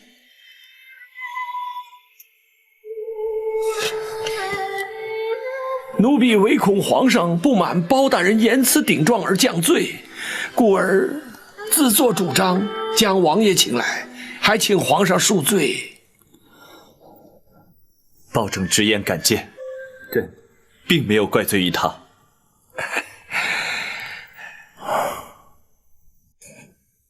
皇上如今作何打算啊？朕一命包拯将太后官服带回府衙，朕稍后便去接驾。皇上圣明啊！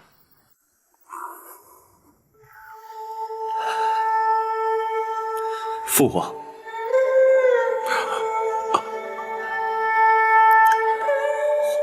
皇叔，你可知道，朕此刻的心情是五味杂陈，百感交集。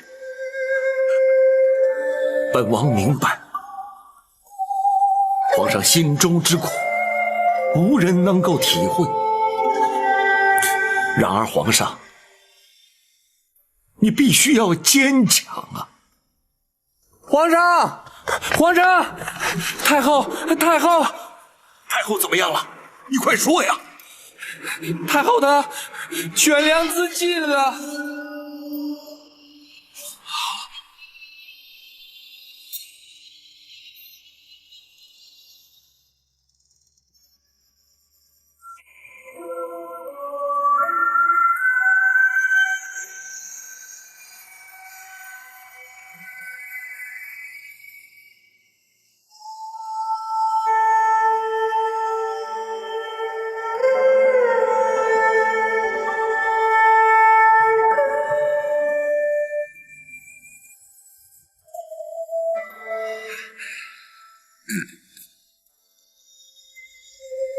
娘娘，圣驾已在厅中等候，还请娘娘尽快更衣呀。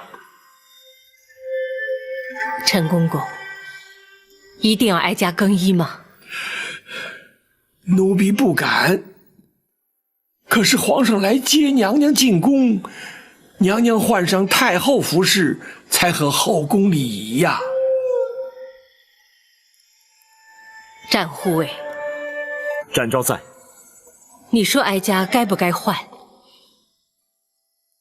娘娘心中虽对皇上不满，但如今既已拨云见日，娘娘思念多年，终于如愿以偿。展昭以为是否更衣换装并不重要，娘娘去见皇上却是势在必行。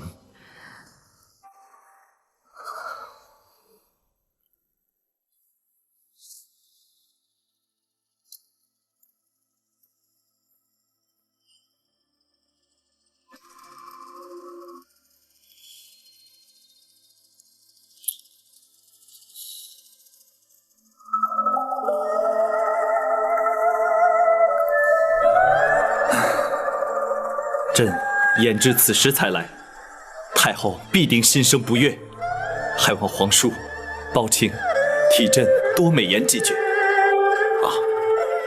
母子连心，皇上也无需太过担心了。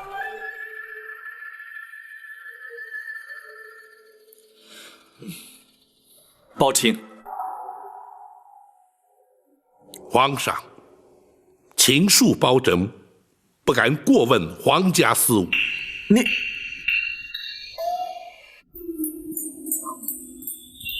包大人，连皇上所言都能够让你记仇的话，这可不是为人臣子之道了。包拯不敢，只是臣敢请皇上预做准备。娘娘不悦之心，恐非三言两语便能释怀。迟来迎接母后，乃是朕咎由自取。太后若是降罪责罚，朕也无话可说。太后娘娘到。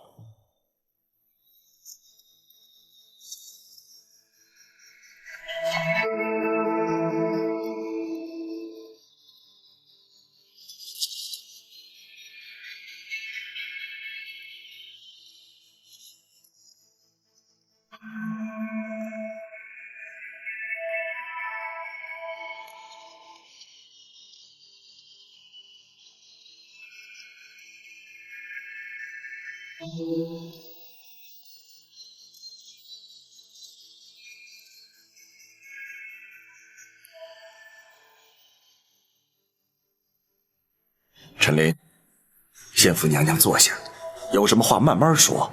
是。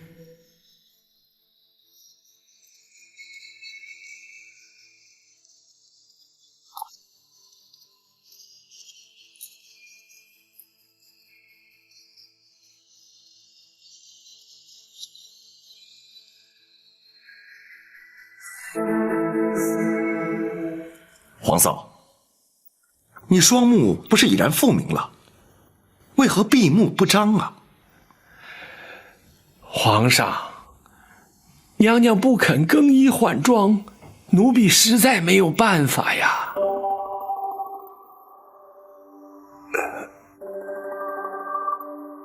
皇嫂，你有何不满，尽管直说，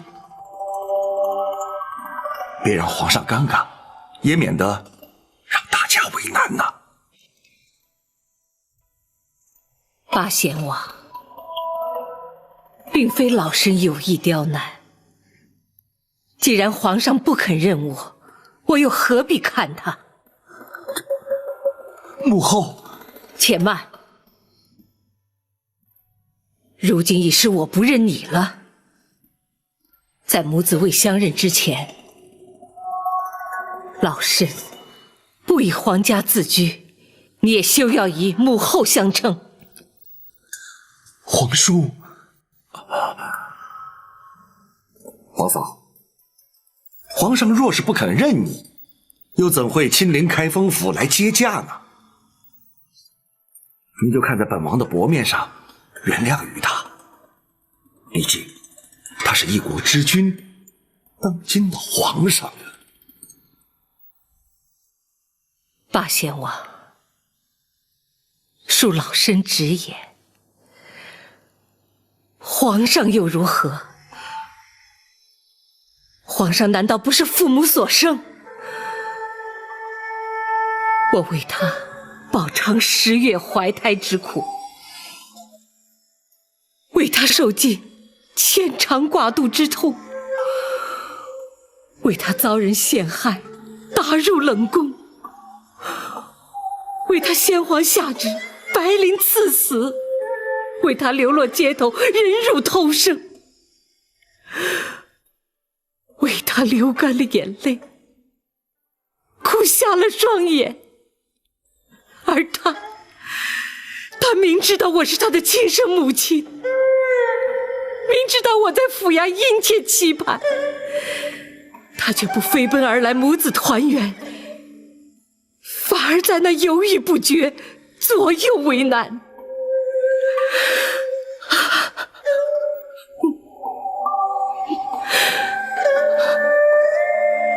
此情此景，怎么不叫人痛心疾首？身，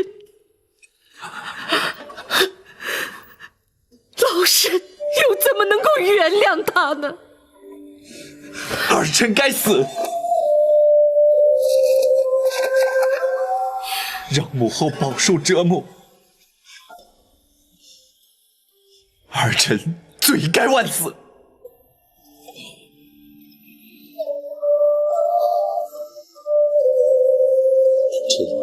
即便不能得到母后的宽恕，也请母后睁开眼睛，看看儿臣，看看儿臣和20年前在冷宫相遇时有何不同，看看儿臣与先皇有几分神似。母后，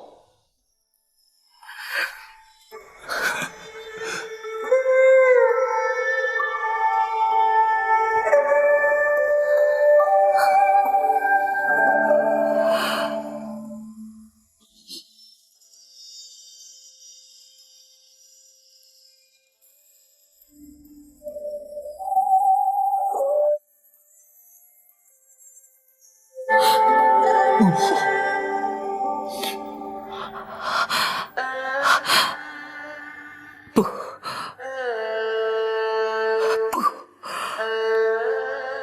不能就这么简单。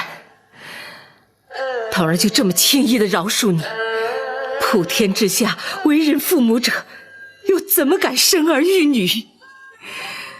这人伦二字，岂非荡然无存？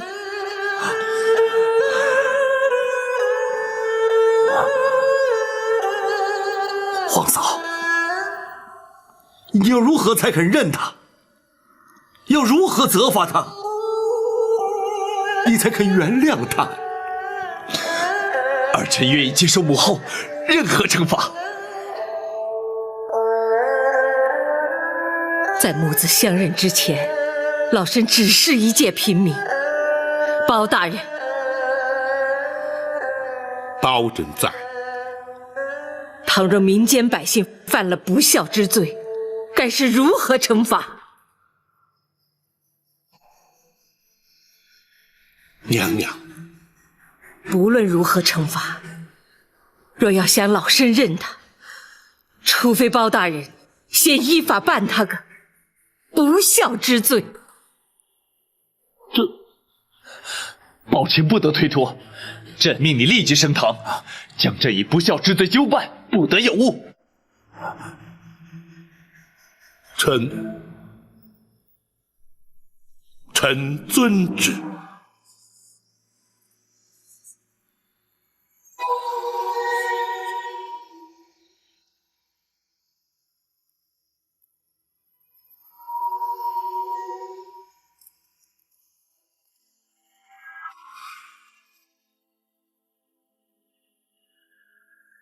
这的确是本府自入世以来从来没有遇见过的难题，也是自古以来从未出现过的情景。大人真的无法推辞吗？无法推辞。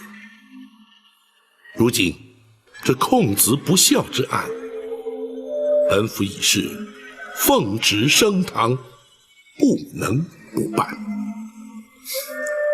太后是原告，皇上是被告。大人这主审官，的确是前无古人后无来者。展护卫似乎不以为怪，想必有所看法。属下不如大人有多年办案经验，也不如公孙先生熟知律法行文。然而却知太后娘娘心中所想。哦，本府愿闻其详。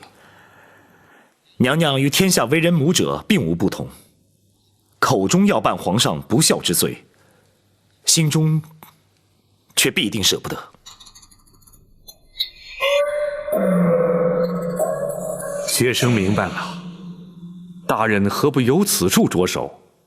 只要对皇上略有薄惩，那太后也就不会予以追究了。本府已有应应之策。王朝马汉，在。传令升堂。是。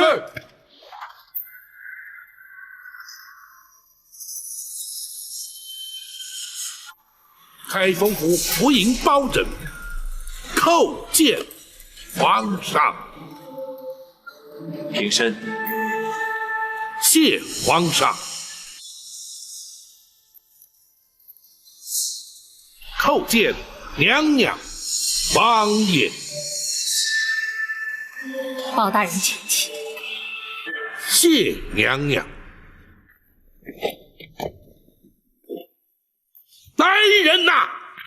在。升堂。是。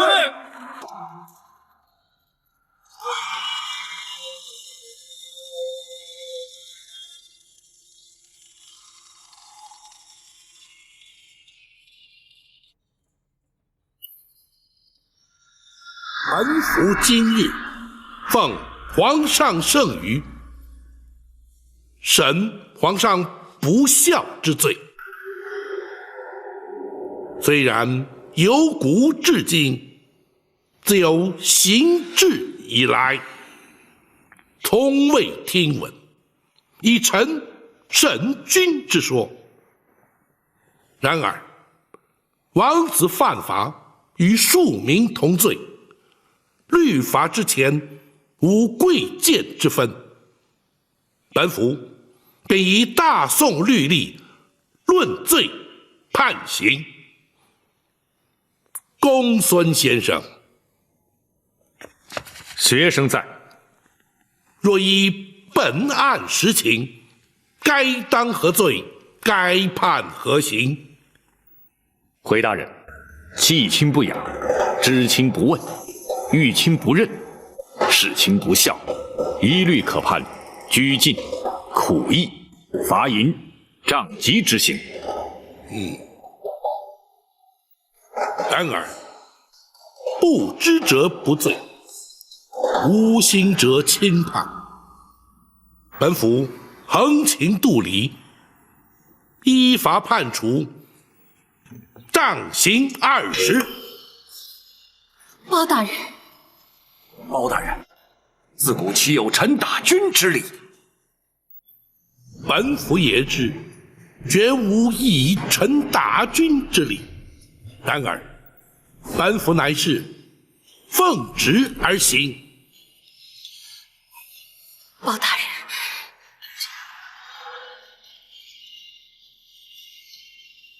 皇上，无妨，包青，你就依法行刑吧。臣遵旨。来人呐！在。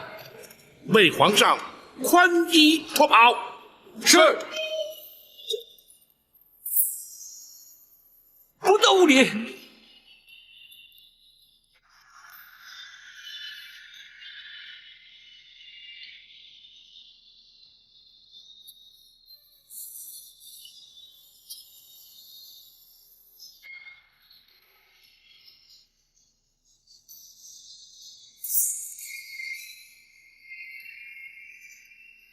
斩护卫，属下在。待本府行刑。遵命。自古以来，臣不打君，本府奉旨，不得不打。王朝马汉灯笼照虎，在。将龙袍押上堂来。是。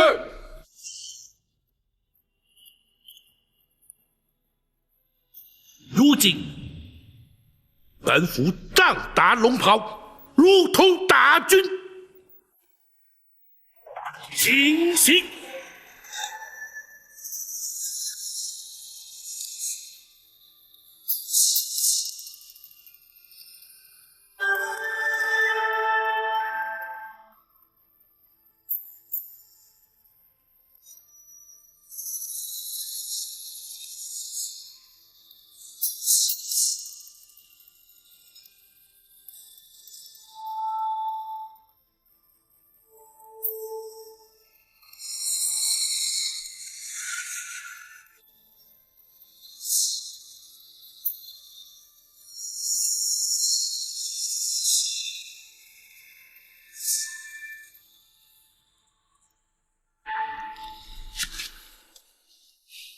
若非包清机智，恐怕朕要出尝这杖刑的滋味了。臣万万不敢。皇上，白玉堂入宫盗佩，只是一时冲动。如今他已经将功补过，还请皇上特赦免罚。那是当然，太后与亚父受他保护，足以将功折罪。谢皇上。如今幸得母后相认，其实真正该赎罪的，应该是朕。回宫之后，朕立刻下诏罪己，让天下臣民百姓以朕为戒，恪守孝道。好，皇上能以仁孝治国，是乃朝廷之幸，万民之福啊！还有那寇珠、秦凤和于中，朕要为他们建碑立祠，以彰忠义之风。皇上圣明。